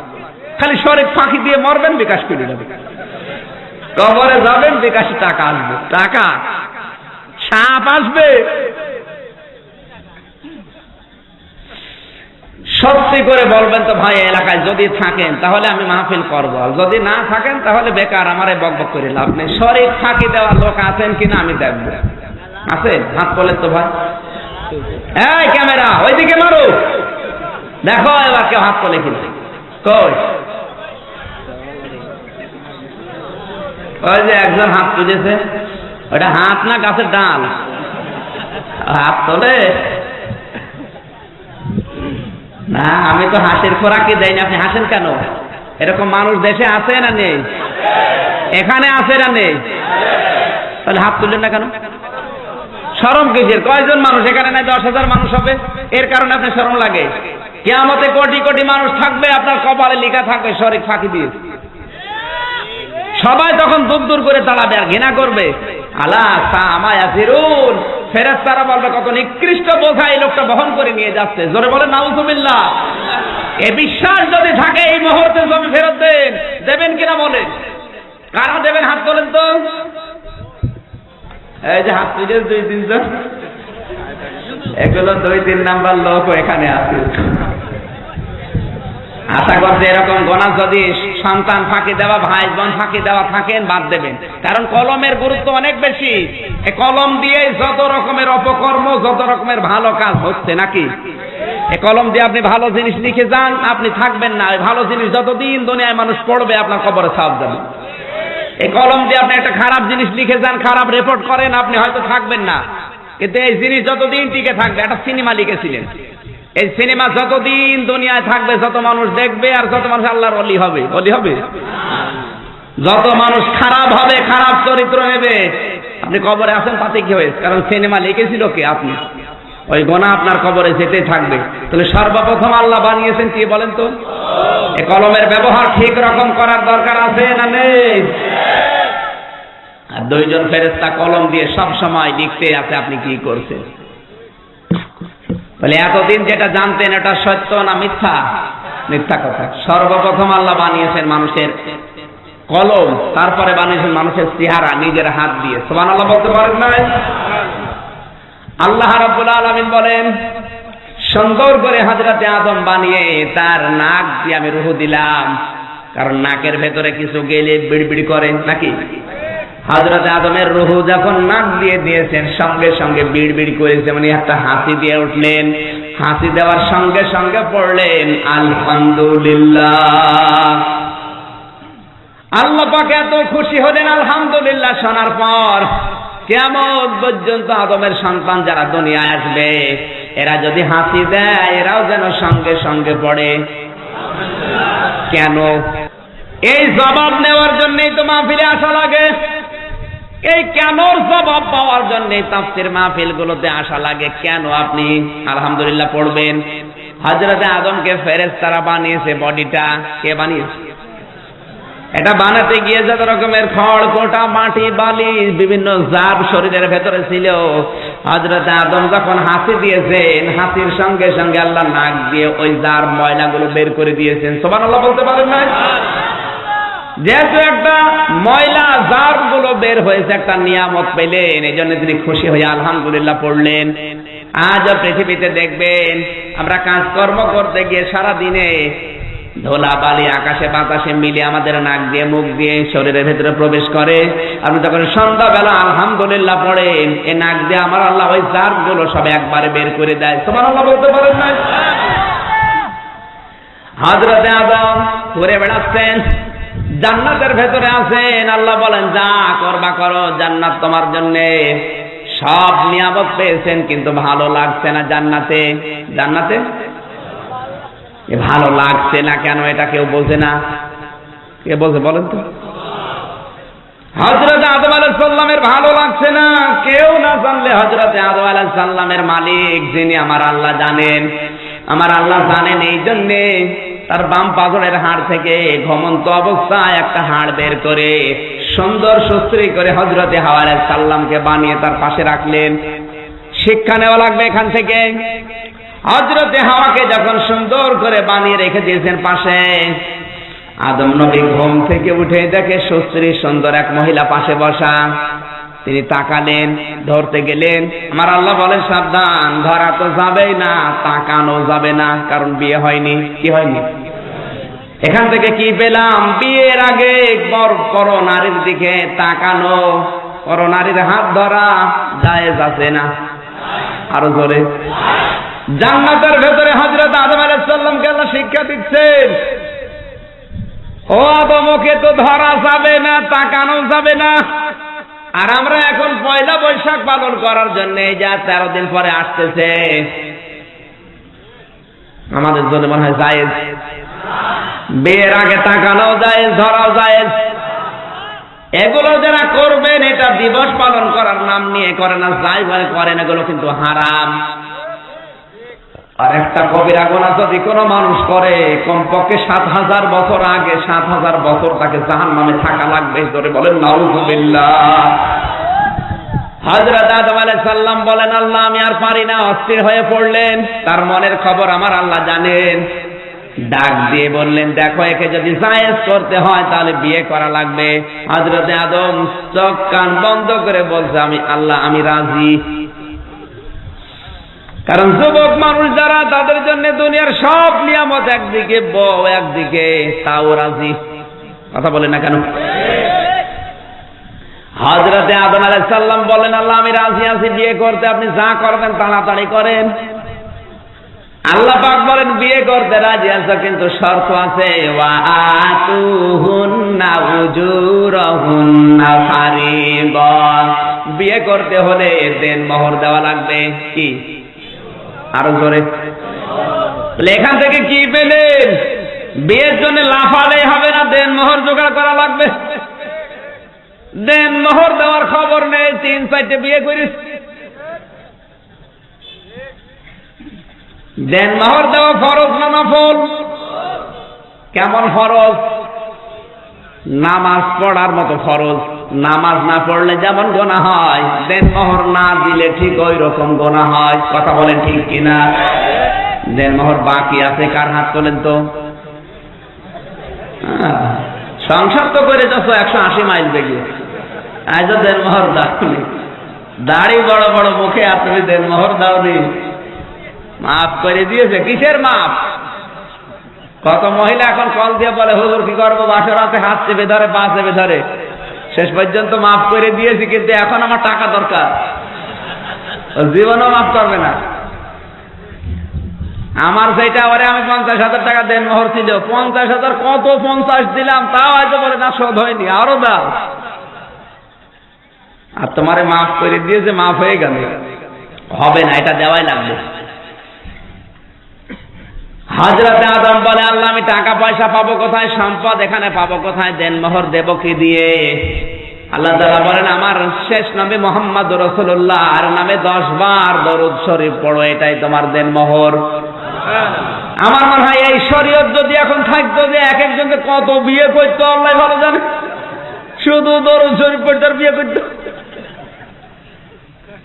সর্বনিম্ন দেন মোহরের এখন যে বাজেট, হযরতে ফাতেমাতুজ জোহরার যে দেন মোহর ছিল, সর্বনিম্ন এখন দেন মোহরে ফাতেমি যেটা 10,000-এর উপরে যাবে, এর নিচে আপনি দেন মোহর করতে পারবেন না। যারা বাকি রেখে দিয়েছেন ফাঁকি দেওয়ার জন্য, আপনি যদি কিয়ামতে ওঠেন, আপনি কিন্তু চোর হয়ে জেনাকার হয়ে উঠবেন, কিন্তু ওই মেয়েটাকে আল্লাহ বাঁচিয়ে দেবে। জোরে বলুন সুবহানাল্লাহ। সুতরাং যাদের বাকি আছে দিয়ে দেন, আর যাদের নেই তারা রোজা রাখেন, বিয়ে করার আপনার দরকার নেই। হযরত আদম বিয়ে করলেন, এইবার শিক্ষা আসতেছে, তাকান। আল্লাহ তাআলা ডাক দিলেন, ওয়া আদম উসকুন আনতা ওয়া যাওজুকাল জান্নাতা ফাকুলা মিন হাইসু শি'তুমা। হে আদম, তোমার স্ত্রীকে বিয়ে যখন হয়ে গেছে, এবার নিয়ে বাড়ি চলে যাও। আদমের বাড়ি কোথায়? আরো জোরে। তাহলে বিয়ে করার পরে শ্বশুর বাড়ি যারা থাকে ওরা ঘর জামাই। বিয়ের পরে শ্বশুর বাড়ি থাকা যাবে না, বিয়ে করে বউ বাবার বাড়ি নিয়ে যাওয়া লাগবে। এটা আমাদের আদি পিতা হযরত আদম থেকে আমরা পেলাম। আর যারা বিয়ে করে ঘর জামাই থাকে, তাদের দুনিয়া আখিরাত সব শেষ। এখানে মানে ঘর জামাই বসে আছে, হাত তোলেন তো। ঘর জামাই কারা? তো হাত তোলে। বিয়ে করার পরে বাবা এখানে থাকা যাবে না, বাবার বাড়ি নিয়ে যাও, নিজের বাড়ি বাবার বাড়ি নিয়ে যাও। আর বাবার বাড়ি নিয়ে রেখে দিলেই হবে না, আল্লাহ বলেন ফাকুলা, তোমরা দুইজনেই খাও। এখানে যে শিক্ষাটা আমরা পেলাম, বউকে নিজের বাড়িতে নিয়ে আসার পরে নিজে নিজে খেলে হবে না, তাকেও খাওয়ানো লাগবে। আল্লাহ কিন্তু বলতে পারতেন আংতা অকুলা, তুমি নিজে খাও এরপরে বউকে খাওয়াও না। আপনি যতটুকু খাবেন বউকে অতটুকু খাওয়ানো লাগবে। ইসলাম নারীকে অধিকার দেয়নি, অন্য ধর্ম দিয়েছে, এটা মিথ্যা কথা। কোরআনের প্রতিটি শব্দে যেখানে নারীর কথা সেখানে আল্লাহ তাদের অধিকারের কথা দিয়েছেন। এজন্য আংতা অকুলা দেয়নি, সাকুলা দিয়ে বসুন তুমি যতটুকু খাবে, যতটুকু পড়বে, তোমার স্ত্রীকে অতটুকু খাওয়াবে, অতটুকু পড়াবে। সুবহানাল্লাহ বলতে পারেন নাই? এটা ইবাদত। জান্নাতের ভেতরে আদি পিতার মাধ্যমে আমাদের শিক্ষা দিচ্ছেন। আর নিজে বাইরে তো খুব আরামে খাও, বাড়িতে আসার সময় স্ত্রীর জন্য অতটুকু ব্যবস্থা করা লাগবে, আপনি যতটুকু বাইরে খান। নবীজি জানিয়েছেন কেউ যদি স্ত্রীর মুখে খাবারও তুলে দেয় ওটা যেন আল্লাহর রাস্তায় সাদকা করে। জোরে বলেন সুবহানাল্লাহ। বিশ্ব নবী জানিয়েছেন এই পৃথিবীতে স্বামী স্ত্রীর যে ভালোবাসা মহব্বত এটা জান্নাতের একটা নিয়ামত। আল্লাহর বিভিন্ন নিদর্শন দুনিয়াতে আছে, এর ভেতরে একটা নিদর্শন আল্লাহ তোমাদের থেকে তোমাদের স্ত্রীদেরকে তোমাদের জোড়া হিসাবে পয়দা করেছেন এবং তাদের ভেতরে ভালোবাসা মহব্বত তৈরি করেছেন। সুতরাং আমরা গ্রাম্য মানুষ, আশপাশে চাষবাস করে দোকানদারি করে ব্যবসা বাণিজ্য করে যখন বাড়িতে আসবেন, স্ত্রীর দায়িত্ব হচ্ছে আপনাকে বাড়িতে আসা দেখে সালাম দেবে, হাসি মুখে আপনাকে সংবর্ধনা জানাবে, আপনাকে কাছে টেনে নিয়ে বাতাস করবে প্রথমে, যখন আপনি ঠান্ডা হবেন এরপরে তার সংসারের কথাগুলো আপনাকে বলবে। মা বোনেরা আপনারা মনে করছেন এটা দুনিয়ার কাজ না, এটা আখিরাতের সাথে সম্পর্কিত। আপনার স্বামী যখন বাইরে থেকে আসবে সালাম দেওয়ার পরে হাসি মুখে তাকে বসতে দিয়ে তার হাতের জিনিসটা নিয়ে যদি বাতাস করেন তাহলে আপনার জন্য আল্লাহর রহমতের ফেরেশতারা দোয়া করতে থাকে। জোরে বলেন সুবহানাল্লাহ। এরকম বউ এখন ঘরে ঘরে নেই। শুধু আপনি চাকরি থেকে ব্যবসা থেকে মাঠে কাজ করে বাড়িতে আসবেন, দেখবেন ও গরমে ফলছে, কারণ তো দেখেছে কটকটি। কথা বলে না কেন? সারা দিন বসে দেখতেছে রাখি বন্ধন, ভজ গোবিন্দ। ওর চরিত্র হয়ে গেছে এরকম, ওর চরিত্র ফাতেমাতুজ জাহরার মতো নেই। সম্মানিত মা বোনেরা, আপনাদের সাহস আমি যতটুকু দেখেছি অধিকাংশ মেয়েরা সাহস পায় তার বাবা মার, নিজের বাবার কাছ থেকে। বিশ্বনবী মুহাম্মদ রাসূলুল্লাহ নিজের মেয়েকে বিয়ে দেওয়ার সময় ফাতেমার হাত ধরে বলেছিলেন, মা আমি তোমার সাথে যাকে বিয়ে দিলাম এটা আমার সাহাবীদের ভেতরে সবচাইতে জ্ঞানী, সবচাইতে বড় যোদ্ধা, সবচাইতে বড় তাকওয়াবান। কিন্তু সাবধান, কোনদিন যদি সাংসারিক কোনো বিষয় নিয়ে কম পড়ে আমার জামাই হযরত আলীর মনে যেন দুঃখ না লাগে। আমার স্বামী যদি জায়েজ কোনো কাজে তোমার উপরে নারাজ হয়ে যায়, নবী বলছে তোমার বাবা হয়েও তোমার জানাজার নামাজ আমি যাব না। আমার মনে হয় বাংলার শ্বশুরগুলো যারা আছে এরা যদি মেয়েকে জামার হাতে তুলে দেওয়ার সময় এতটুকু ওসিয়ত করতো, বাংলার পরিবেশগুলো আর জান্নাত হয়ে যেত। এগুলো নেয়ার সাহস দেয়। তোর কোনো চিন্তা নেই, যদি কিছু হয় চলে আসবি, তোর অন্য জায়গায় বিয়ে দেব। সম্মানিত মা বোনেরা, আপনি একটা স্বামীর মনই যদি জয় করতে না পারেন তাহলে আল্লাহর মন আপনি জয় করবেন কি দিয়ে? কথা বলেন না কেন? স্বামী যারা আছে ওরা আনন্দে ফলতেছে, কাজ আর হচ্ছে। আল্লাহর নবী বলেন যখন তুমি বাড়িতে যাবে স্ত্রীর মুখ দেখে যদি আনন্দ পাও, যতগুলো দাঁত তুমি দেখতে পাবে ওই প্রত্যেকটা দাঁতের বিনিময়ে স্ত্রীর আমলনামায় নফল হজের সওয়াব হবে। আমি তিরমিজি শরীফে 6টা দাঁতের নাম পেয়েছি।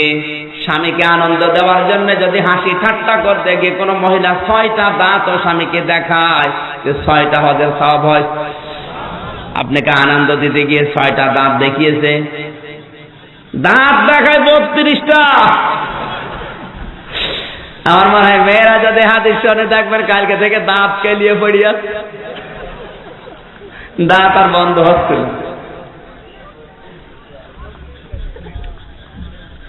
বিশ্বনবী মুহাম্মদ রাসূলুল্লাহ বলেন স্বামী যখন বাইরে থেকে আসবে যদি হাতটা এভাবে চেপে ধরে, যতগুলো গোনা সারা দিনের ভেতরে ছিল ওই সগীরা গোনাগুলো আল্লাহ হাতের মাঝখান দিয়ে ঝরিয়ে দেবে। জোরে বলেন সুবহানাল্লাহ। এজন্য আল্লাহ বলেন যতটুকু খাবে ততটুকু ওকে খাওয়াবে। যদি নিজে জামা কাপড় নতুন বানাও তাকে নতুন জামা কাপড়ের ব্যবস্থা করে দেবে। মিন হাইসু শিতুমা রগাদান হাইসু শিতুমা কোরআনে অন্য আয়াতে সূরা বাকারায় আছে, যেখানে ইচ্ছা যাবে, যা ইচ্ছা খাবে। এখানে কি পেলাম? স্ত্রীকে বিয়ে করার পরে শুধু ঘরের পরিবেশে আটকে রাখা যাবে না, আপনার সামর্থ্য অনুযায়ী মাঝে মাঝে বিভিন্ন আত্মীয়র বাড়িতে বেড়াতে যাবেন অথবা কোনো দর্শনীয় স্থানগুলো দেখাতে যাবেন, এইটাও সওয়াবের কাজ। আপনি বলেননি মনে হয়? তাই বলে আবার শিশু মেলার নামে, বৈশাখী মেলার নামে, ভ্যালেন্টাইন ডে পালন করার নামে বউ নিয়ে বের হবেন, লোকে দেখবে আর মজা মারবে না। আপনি যদি বাইরে কোনো জায়গায় বেড়াতে আসেন, মদিনার মেয়েরাও তো বেড়াতে আসে, কিন্তু তাদের খাস পর্দা। আপনার মেয়েটাকে, আপনার বউটাকে নিয়ে যদি কোনো জায়গায় বেড়াতে যান পর্দার সহিত, কোনো মানুষ যদি দেখেও হয়তো খালা অথবা ফুফু বলে সম্বোধন করবে, আপা বলবে না। যদি বলে আপা, কিছুক্ষণ পরে খেপা। এজন্য খাস পর্দা করে আপনি নিয়ে যান। হাত মোজা পরাবেন তাকওয়ার জন্য। মেয়েদের মুখমণ্ডল আর হাতের কবজি, পায়ের পাতা খোলা রাখা যায় যাচ্ছে, কিন্তু তাকওয়ার জন্য যদি এগুলো কেউ ঢেকে রাখে, মহান আল্লাহ ওই মায়ের পেটে আরো আল্লাহওয়ালা সন্তান দান করে। সম্মানিত মা বোন যারা এসেছেন, আপনি যদি এখনো পৃথিবীর মানুষকে আল্লাহওয়ালা সুন্দর উত্তম চরিত্রবান সন্তান উপহার দিতে চান, আগে নিজের পেটটা ঠিক করেন। নিজের পেটটা আগে ঠিক করেন, কারণ কয়েক ইঞ্চি পেট খুব গুরুত্বপূর্ণ। মেয়েদের এই কয়েক ইঞ্চি পেট যার যত ভালো থাকবে, হেফাজতে থাকবে, পর্দায় থাকবে, আল্লাহ তত রকমের ভালো সন্তান ওখানে দেবে। হযরত আব্দুল কাদের জিলানী যে মায়ের পেটে এসেছিলেন, এমনি আল্লাহ ওই মায়ের পেটে দেয়নি। ওই মায়ের পেট বিয়ের আগ পর্যন্ত কোনো পর পুরুষ দেখা তো দূরের কথা। হযরত আব্দুল কাদের জিলানীর মাকে তার জীবনীতে পড়েছি, বিয়ের আগ পর্যন্ত তুই মা কোনোদিন গীবত করেন নাই। কি করেন নাই? কোনোদিন গীবত শোনেনও নাই। কিন্তু এখনকার মায়েদের পেটে আর ভালো সন্তান আসে না কয়েকটা কারণে। তার এক নম্বরে গীবত। ওরাই বিভিন্ন স্কুলে বাচ্চাদেরকে নিয়ে যায়, বাচ্চারা পড়াশোনা করে, আর মা গুলো সব এক জায়গায় বসে বসে শুধু স্বামীর বদনাম। মনে করছেন হুজুর কিছু জানে না, আমি সব শুনি। শুধু স্বামী আর শ্বশুর আর শাশুড়ির বদনাম। ও বউ টান দিয়ে শুরু করে, কাজ কাম তো নেই, 4 ঘন্টা কি করবে, শুধু গীবত। তো ওই মায়ের পেটে আব্দুল কাদের জিলানী আসবে। সম্মানিত মা বোনেরা, পেট ঠিক করেন। আব্দুল কাদের জিলানী যদি এখন পৃথিবী থেকে উপহার দিতে চায়, মায়েদের পেট ঠিক করা লাগবে। গীবত শোনাও যাবে না, করাও যাবে না। যেখানে গীবত হয় ওখান থেকে উঠে চলে আসবে। আর অন্য মেয়ে লোকেরা সাজসজ্জা আনন্দ ফুর্তি দেখে যদি আপনিও স্বামীর প্রতি এরকম টর্চার করেন, ওই মহিলার স্বামী ধনী মানুষের বেতন বেশি, ওকে কিনে দিয়েছে 2000 টাকা দিয়ে শাড়ি, এখন আপনি বাড়িতে এসে যদি টর্চার করেন, আমারও দেওয়া লাগবে, আপনার স্বামীর বেতনই মাত্র মাসে 2000 টাকা।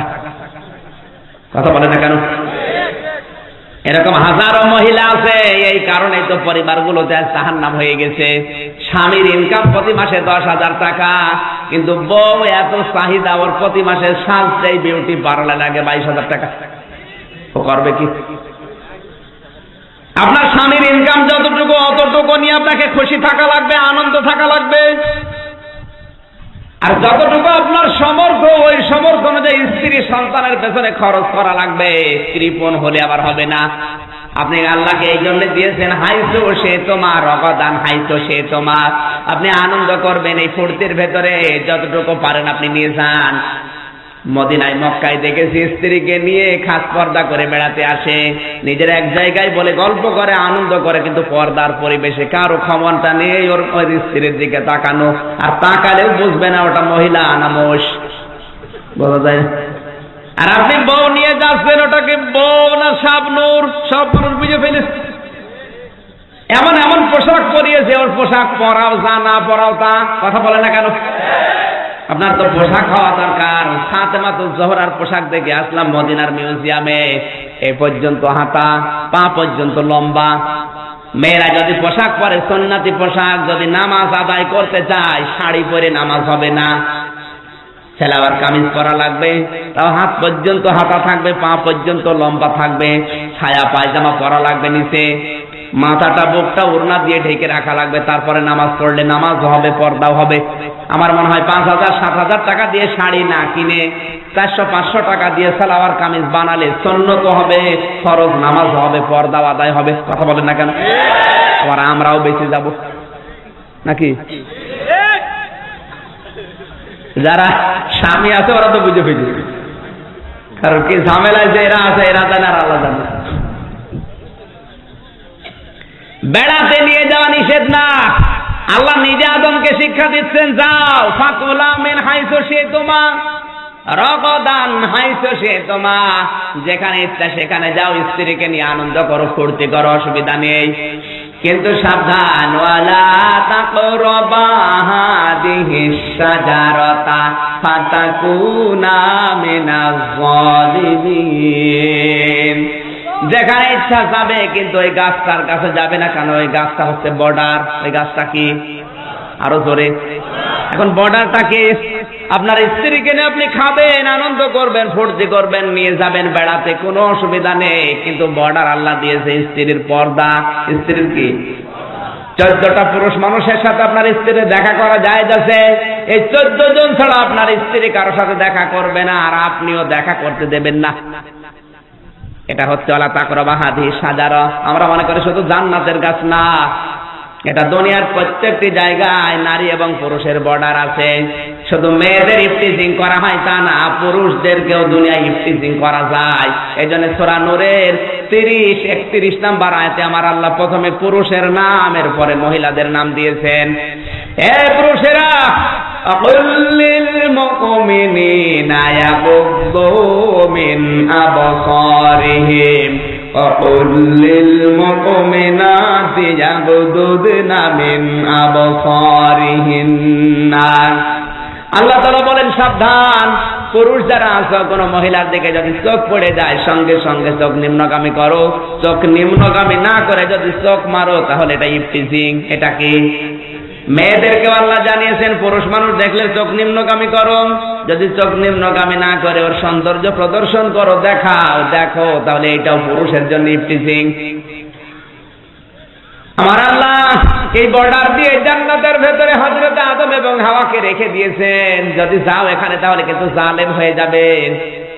হঠাৎ শয়তান কিন্তু বসে নেই, ও জান্নাতের মেন গেটে এসে ওয়াসওয়াসা আরম্ভ করেছে। ফাওয়াসওয়াসা লাহুমা শাইতানু লিয়ুবদিয়া লাহুমা মা বুরিয়া আনহুমা মিন সাওআতিহিমা। জান্নাতের মেন গেটে এসে শয়তান ওয়াজ আরম্ভ করেছে, ও হাওয়া এদিকে আসো, আমি তোমাদেরকে ওয়াজ শোনাবো। হযরত হাওয়া আলাইহিস সালাম ডাক দিয়ে বলেন, আপনি কে?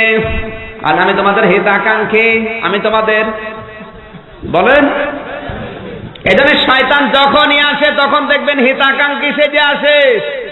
এই যে ব্যারাক, এনজিও, বিভিন্ন রকমের এনজিও গুলো পৃথিবীর বিভিন্ন দেশ থেকে যখন আসে, ওরা কিন্তু হিতাকাঙ্ক্ষী সেজে গরু কিনে দেয়, বাছুর কিনে দেয়, টাকা দেয়, টিন কিনে দেয়। মাঝখান থেকে আপনি যখন দিতে না পারেন, ওর চাইতে কমপক্ষে 3 ডবল নিয়ে যায়। এগুলো যদি নিয়ে যায়, ওর সব চাইতে বড় জিনিস নিয়ে যায় আপনার ইমানটা। কারণ আপনার বেটার বউকে চাকরি দিয়ে সাইকেল চালানো শেখায়, মোটর সাইকেল চালানো শেখায়। মানুষজন দেখে, আইরে হাজী সাহেবের বেটার বউ সাইকেল চড়ে বেড়াচ্ছে, বিশাল সার্কাস। কি সার্কাস? ও যে বেটার বউ মোটর সাইকেল চড়ে বেড়াচ্ছে বেপরদায়, সাইকেল চড়ে যাচ্ছে, ওর পেটে আল্লাহ কোনোদিন ভালো সন্তান দেবে? তাহলে ওরা টার্গেট নিয়ে এসেছে প্রথমে কি? হিতাকাঙ্ক্ষী। প্রথমে কি? সাহায্যের হাত নিয়ে হিতাকাঙ্ক্ষী সে যে আসতেছে, মাঝখান দিয়ে অনেক কিছু নিয়ে বিদায় নিচ্ছে। জোরে বলেন নাউজুবিল্লাহ। এই জন্য শয়তান মেন গেটে যে টার্গেট দিয়েছে, আমি কিন্তু তোমাদের হিতাকাঙ্ক্ষী, আমি তোমার ওয়াজ করতে চাই। বলেন করেন। শয়তান ওয়াজ করবে তো না, আগেই কেঁদে ফেলেছে। হযরত হাওয়া বলেন, আপনি কাঁদেন কেন? ওয়াজ করেন, আপনি কাঁদবেন না। শয়তান বলে, কাঁদি আমার জন্য না, কাঁদি তোমাদের জন্য। গোপন ভিত্তিতে সংবাদ পেলাম আল্লাহ তোমাদেরকে আরামের জায়গা জান্নাতে আর রাখবে না। মেয়েদের অভ্যাস হচ্ছে এই কারণ ওরা বাঁকা হাড়ের, কথা বলছো না কেন, ওরা বাঁকা হাড়ের তৈরি। মেয়েরা যদি কোন জায়গায় একবার শান্তি পায়, জীবন গেলে ওই জায়গা ছাড়ে না। হযরত হাওয়া আলাইহিস সালাম যেহেতু জান্নাতের ভেতরে তৈরি আর জান্নাতের ভেতরে আছেন, জান্নাতের শান্তি উনি পেয়েছেন না পান নাই? এজন্য জান্নাত থেকে যেই শুনেছে এখানে তোমাদেরকে বেশি দিন আল্লাহ রাখবে না, সব জায়গায় যাওয়া ওপেন, ওই গাছটার কাছে যাওয়া নিষেধ, যদি ওখানে যাও তাহলে তোমাদেরকে আমার আল্লাহ জান্নাত থেকে বের করে দেবে। হযরতে হাওয়া চিন্তা করলেন এত আরামের জায়গা আমাদের বের করে দেবে না, আমি বের হব না। শয়তান বলে যদি বের হতে না চান তাহলে এই গাছের ফল খান। আনহাদিহি শাজারা, এই গাছের ফল যদি একবার খেতে পারেন, ইল্লা আন তাকুনা মালাকাইনি আও তাকুনা মিনাল খালিদিন, এই গাছের ফল যদি খেতে পারেন কোনদিন আর আল্লাহ আপনাদেরকে বের করে দিতে পারবে না। আপনারা হয় ফেরেশতা হয়ে যাবেন, না চিরস্থায়ী ভাবে এখানে থাকতে পারবেন। শয়তান সব সময় মানুষকে উল্টা বুদ্ধি দেয়। কি বুদ্ধি? হযরতে হাওয়া তৈরি কোথায় বলেন, আছেন কোথায়? আর মেয়েদের যতগুলো অভ্যাস তার এক নাম্বারে এইটা, ওরা যদি একবার কোনো কাজে শান্তি পায়, জীবন গেলে ওই জায়গা ছাড়তে। আপনি দেখবেন মেয়েরা যদি পরকীয়া প্রেমে লিপ্ত হয়, একবার যদি শান্তি পেয়ে যায়, জীবন গেলেও আপনি ছাড়াতে পারবেন না। হাওয়া আলাইহিস সালাম বলে কেন এই জান্নাতে কেন রাখবে না? আর তোমার কথা যে সঠিক এটা আমি বুঝবো কি করে? শয়তান তখন বলেছে ওয়াকাসামাহুমা ইন্নী লাকুমা লামিনান নাসিহিন, আল্লাহর কসম করে বলছে আমি তোমাদের হিতাকাঙ্ক্ষী, তোমাদের শত্রু না। শয়তান কসম করছে কার? হযরতে হাওয়া চিন্তা করলেন আল্লাহর নামে কসম দিয়ে বলছে, অসুবিধা নেই, জান্নাতে থাকা লাগে কোন কায়দায় আমি দেখব। স্বামী যখন বাড়িতে এসেছে বলছে তুমি জানো না এখানে একজন হিতাকাঙ্ক্ষী আছে? বলে কে? আমি জানি না, সে ওয়াজ করেছে জান্নাতে আমাদেরকে চিরস্থায়ী থাকার জন্য, আল্লাহ নাকি আমাদের বেশি দিন রাখবে না, ওই গাছটার কাছে যাওয়া লাগবে, ফল খাওয়া লাগবে, তাহলে আমরা ফেরেশতা হব, এখানে থাকতে পারবো। হযরতে আদম বললেন না আমি ওখানে যেতে পারবো না, আল্লাহর নিষিদ্ধ কাজ। হাওয়া আলাইহিস সালাম বলে আপনি যদি না যান তাহলে আপনার সাথে আমি কথা বলবো না। স্বামী আর স্ত্রী মাত্র দুইজন মানুষ জান্নাতে, কথা যদি বন্ধ করে দেয় সংসার টিকবে? আর আসতে বলেন, অত বড় বিশাল জান্নাত, দুনিয়ার সমান 10টা, শুধু মানুষ দুইজন, কথাবার্তা বন্ধ, সংসার টিকবে না। এ দুনিয়ার ময়দানে কত মানুষ আছে শুধু বউ কথা বলে না, এই জন্য মনে হয় দুনিয়াটা জাহান্নাম। কথা বলছেন কেন? আমাদের কুষ্টিয়ার বড় বাজারের এক ঘটনা বলছে, স্বামী আর স্ত্রী দুইজন মিলে গন্ডগোল করেছে। কি কারণে? স্বামী তার মাকে 1000 টাকা দিয়ে একটা শাড়ি কিনে দিয়েছে, আর স্ত্রীকে কিনে দিয়েছে মাত্র 900 টাকা দিয়ে। কম বেশি কত? রাগ করে স্বামীর সাথে আর কথা বলে না। স্বামীও বলছে ঠিক আছে আমিও কথা বলবো না, আমার নিজের কামাই করা টাকা আমার মাকে দিলাম, আর তোমার রাগ হয়ে গেল, আমারও কথা নেই। এই শীতের রাত বিভিন্ন খড়কোটায় আগুন লাগিয়ে আগুনের তাপ নেয়, তাও স্ত্রীর কাছে যায় না। একদিন আগুনের খড়কোটা বেয়ে বেয়ে আগুন লেগে গেছে লুঙ্গিতে, অত টের পায়নি। স্বামী তখন আগুনের এই তাপ নিতে লুঙ্গিতে আগুন যখন লেগেছে, স্ত্রী জ্বালানার ফাঁকা দিয়ে তাকিয়ে দেখে লুঙ্গিতে আগুন লেগে গেছে। চিন্তা করছে আমি যদি কিছু না বলি তাহলে তো সব পুড়িয়ে যাবে। বলছে না আমি কথা বলবো না, আমার প্রেস্টিজ নষ্ট হবে, পুড়িয়ে যায় যাক। আবার ভাবে সব যদি পুড়িয়ে যায় আমার, সব যদি পুড়িয়ে যায় আমার কি হবে? জ্বালানা থেকে যখন মুখ অন্যদিকে ঘুরিয়ে জোরে জোরে বলছে আমি কারোর সাথে কথাও বলি না, কারো লুঙ্গিতে আগুন লাগলে তাও বলি না। স্বামী চিন্তা করছে হচ্ছে কি, তাকিয়ে দেখে লুঙ্গিতে আগুন, তাড়াতাড়ি আগুন লেবিয়ে বলছে আল্লাহ জীবনে বেঁচে থাকতে আর বর সাথে কথা বন্ধ করবো না, এখন আমি পুড়ে মরে যেতাম।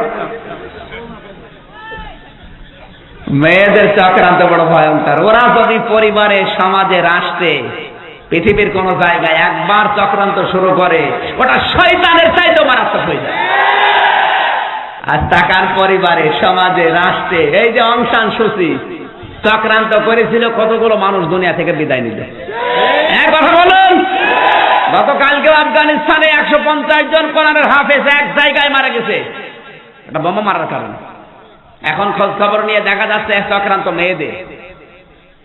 পুরুষ মানুষের মাথা থেকে এরকম চক্রান্ত খুব কম আসে, কারণ চক্রান্ত বের হয় বেশি সব মেয়েদের মাথা থেকে। এই জন্য কোরআনে কারিমে আল্লাহ যেখানে শয়তানের নাম দিয়েছেন, সেখানে দিয়েছেন ইন্না কায়দা শাইতানি কানা দাঈফা, শয়তানের চক্রান্ত একেবারেই দুর্বল। আর মেয়েদের চক্রান্তের নাম যেখানে আল্লাহ দিয়েছেন, সেখানে দিয়েছেন ইন্না কায়দা কুন্না আযীম, মেয়েদের চক্রান্ত বড় ভয়ঙ্কর। সুতরাং যেই পরিবারে মেয়েরা চক্রান্ত করছে, ওটার পরিবার নেই, ওটা ছোটখাটো জাহান্নাম হয়ে গেছে। কারা কারা এরকম পরিবারে আছেন হাত তোলেন তো ভাই। ওয়াজ করতে এসেছেন কোন এলাকায় আসেন? এরা সব তো জান্নাতে আছে। আর যে সমস্ত সমাজে মেয়েরা চক্রান্ত করছে, নারী পুরুষের সমান অধিকার চাই, দিতে হবে, এই নিয়ে ওরা সব জায়গায় এখন সমান সমান, অফিসে, আদালতে কথা বলছে না কেন? পুরুষ মানুষের শরীর আল্লাহ এই কায়দায় বানিয়েছে, মেয়েদের শরীর তো ওই কায়দায় বানিয়েছে। ওদের কাজ সব ঘরের ভেতরে, আর আমাদের কাজ বাইরে। না, ওদের কাজ এখন বাইরে, আমাদের কাজ ঘরে। আমার মনে হয় সন্তান নেওয়ার ব্যবস্থা যদি থাকতো, আমরা কবে ঘরে ঢুকে পড়তাম, আর ওরা এখন সব বাইরে।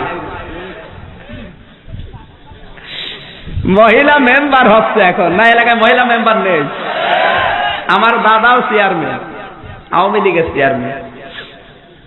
জিজ্ঞাসা করলাম, দাদা যে মহিলা মেম্বার হয় এর কাজ কি? বলছে নাতি ওর কোনো কাজ নেই, ওই সাজগোজ করে সিপটিপিন মেরে, সোনো পাউডার মেরে যখন আসে তখন ইউনিয়ন গরম হয়, আর চলে যায় ইউনিয়ন ঠান্ডা হয়। জোরে বলেন সুবহানাল্লাহ। ওই সুবহানাল্লাহ বলছে। সব জায়গায় মেয়েদের চক্রান্ত বড় ভয়ঙ্কর, সে জান্নাত থেকে শুরু করেছে। কথা বলুন। হযরত আদমের সাথে কথা বন্ধ করে দিয়েছে, চিন্তা করলেন কথা যদি না বলে সংসার টিকবে। শেষ পর্যন্ত রাজি হয়ে গেলেন, স্ত্রীর মন রক্ষা করতে গিয়ে গাছের কাছে গেলেন। হযরত আদম বলে, না আমি গাছের পাতা ছিঁড়তে আমার ভয় লাগে, আমার আল্লাহর নিষেধ। হযরত হাওয়ার মাথার ভেতরে কি আছে, যদি ফল খেতে না পারি জান্নাত থেকে আল্লাহ এখানে আরামের জায়গায় আমারে ছাড়া যাবে না, কি করে জান্নাতে থাকা লাগে ধোঁকা দিয়েছে কে? আরো জোরে। কি করে আরামের জায়গায় থাকা যায়? যেই ছিঁড়তে গেছে গাছ তখন কাঁপছিল, বলে আমারে ছিঁড়বেন না, আমি আল্লাহর নিষিদ্ধ। জোর করে যখন ছিঁড়েছে তখন কষ পড়া আরম্ভ হয়েছে। গাছ তখন বরদোয়া দিয়েছে, এই মেয়েটা যখন বয়স প্রাপ্ত হবে আল্লাহ যেন তার ভেতর থেকে কষ ধরিয়ে নেয়। এটা মেয়েদের বরদোয়া, গাছের বরদোয়া এখনো মেয়েদের চলছে। আপনি কি বলছেন? ঠিক আছে আমার ভাইরা, সঙ্গে সঙ্গে তিনটা জিনিস দেখা দিল। গাছে যে পোশাক ছিল শরীরের সবগুলো খুলে পড়ে গেল। তাড়াতাড়ি করে জান্নাতের ওই গাছের পাতা লতা গুলো সব ছেড়ে নিলেন, লজ্জার স্থান ঢাকা আরম্ভ করেছে। 2 নম্বরে হযরত আদম এবং হাওয়া, তাদের পোশাক আর পায়খানার বেগ দেখা দিল। 3 নম্বরে ওই যে শয়তান দাঁড়িয়ে আছে জান্নাতের গেটে, আদম এবং হাওয়াকে উলঙ্গ দেখে খিলখিল করে হাসা আরম্ভ করে। জোরে বলেন নাউজুবিল্লাহ। শব্দ পেলাম 3টা। কয়টা? আরো জোরে বলেন। 1 নম্বরে তাদের জান্নাতের পোশাক খুলে পড়ে গেছে। এখান থেকে কি পেলেন আপনি? নিষিদ্ধ কোন কর্ম যদি কেউ করে তাহলে তাকে বেপরদায় চলার জন্য শয়তানের উদ্বুদ্ধ করে। আজ যাদের খাবার, সম্পদ, কর্মজীবন অবৈধ, আপনি দেখবেন তাদের ছেলে মেয়ে মানুষ হচ্ছে না। তাদের পোশাক, এই পোশাক বলতে এই পোশাক শুধু না, তাদের ইজ্জতের পোশাক, সম্মানের পোশাক সব নষ্ট হয়ে যাচ্ছে। ছেলে মেয়ে বড় হয় কিন্তু ডাইল খোর হয়, অথবা একজনের হাত ধরে চলে যায়, বেরিয়ে যায়। কথা বলেন ঠিক কিনা? 2 নম্বরে হযরত আদম আলাইহিস সালাম, জান্নাতের পোশাকগুলো যখন খুলে পড়ে গেছে, লতা পাতা দিয়ে লজ্জাস্থানটা শুধু ঢেকেছে, কিন্তু প্রসাব পায়খানা করবে কোথায়? জান্নাত ওই পরিবেশ নেই। আল্লাহ বললেন না, এই জায়গায় কাজ করা যাবে না।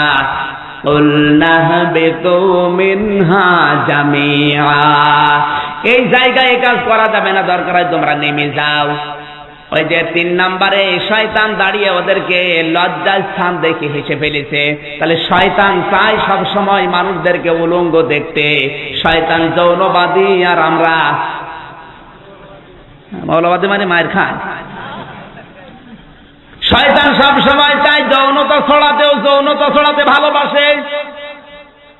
এজন্য যে সমস্ত মানুষগুলো আজ পোশাকের নামে, ফ্যাশনের নাম নিয়ে উলঙ্গ অর্ধউলঙ্গ রাস্তাঘাটে চলছে, বুঝতে হবে এটা মানবরূপী আর এক শয়তান। কথা বলে ঠিক কিনা?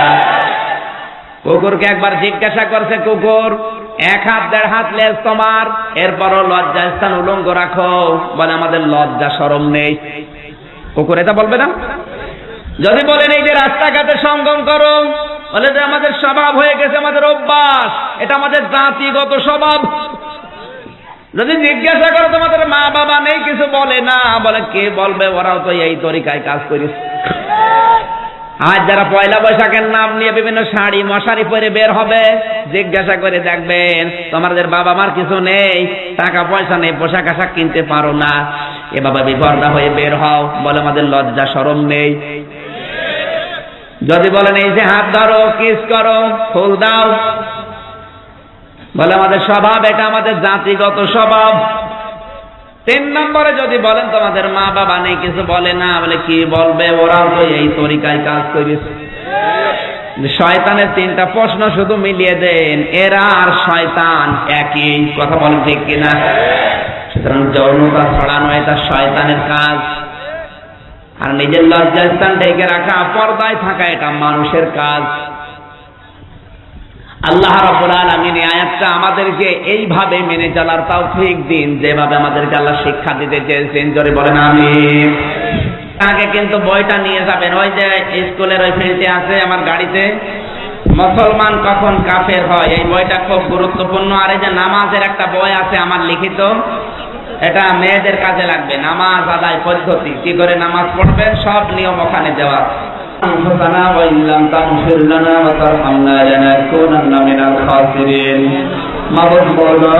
রহমতের দৃষ্টি দিয়ে তাকাও, সিরাজগঞ্জ জেলার বেলকুচি এ বিশাল ময়দানে আল্লাহ তাআলা জানতেন, এ বিশাল তাফসীরুল কোরআন মাহফিলে তোমার শাহী দরবারে তাহাজ্জুদের সময় আমরা হাত তুললাম। মেহেরবানি করে আমাদের জীবনের অপরাধগুলো তুমি মাফ করে দাও, সওয়াবগুলো তুমি আমাদের নবীজির রওজায় পৌঁছিয়ে দাও। দুনিয়ার মাটির নিচে যারা ঈমান নিয়ে ঘুমিয়ে গেল, আল্লাহ এদেরকে ক্ষমা করে দাও। মা বাবা যারা হারিয়ে ফেলেছে, আমাদেরকে তুমি মাফ করে দাও। মা বাবার কবরগুলো তুমি জান্নাত বানিয়ে দাও। আল্লাহ তাআলা তুমি যদি হিসাব করো না, 1 দিনের হিসাব না, 1 সেকেন্ডের হিসাব দেওয়া সম্ভব না। আমার মাঝে মাঝে মনে হয় তুমি যদি বলো আমির হামজা 2018 সালের মার্চ মাসের 31 তারিখ পর্যন্ত তোরে মাফ করে দিলাম, হিসাব দেওয়া লাগবে না। শুধুমাত্র 2018 সালের এপ্রিলের 1 থেকে 6 তারিখ, এই 6 দিনের হিসাব দিয়ে তুই জান্নাতে চলে যা। আল্লাহ আমার মাঝে মাঝে যখন একা থাকি, আমার মনে হয় এই 6 দিনের হিসাবও আমার দ্বারা দেওয়া সম্ভব না। মাথা নিচে করেন, চোখ বন্ধ করেন, জীবনের অপরাধগুলো স্মরণ করেন, আল্লাহ মাফ করে দেবে। আল্লাহ মাহফিলের আয়োজন করেছে তোমার যে বান্দাগুলো, বিশেষ করে রমজান ভাই সহ নাম না জানা যত যুবক এই মাহফিলের জন্য শ্রম দিয়েছে, আল্লাহ তুমি এদের শ্রমগুলো কবুল করে নাও।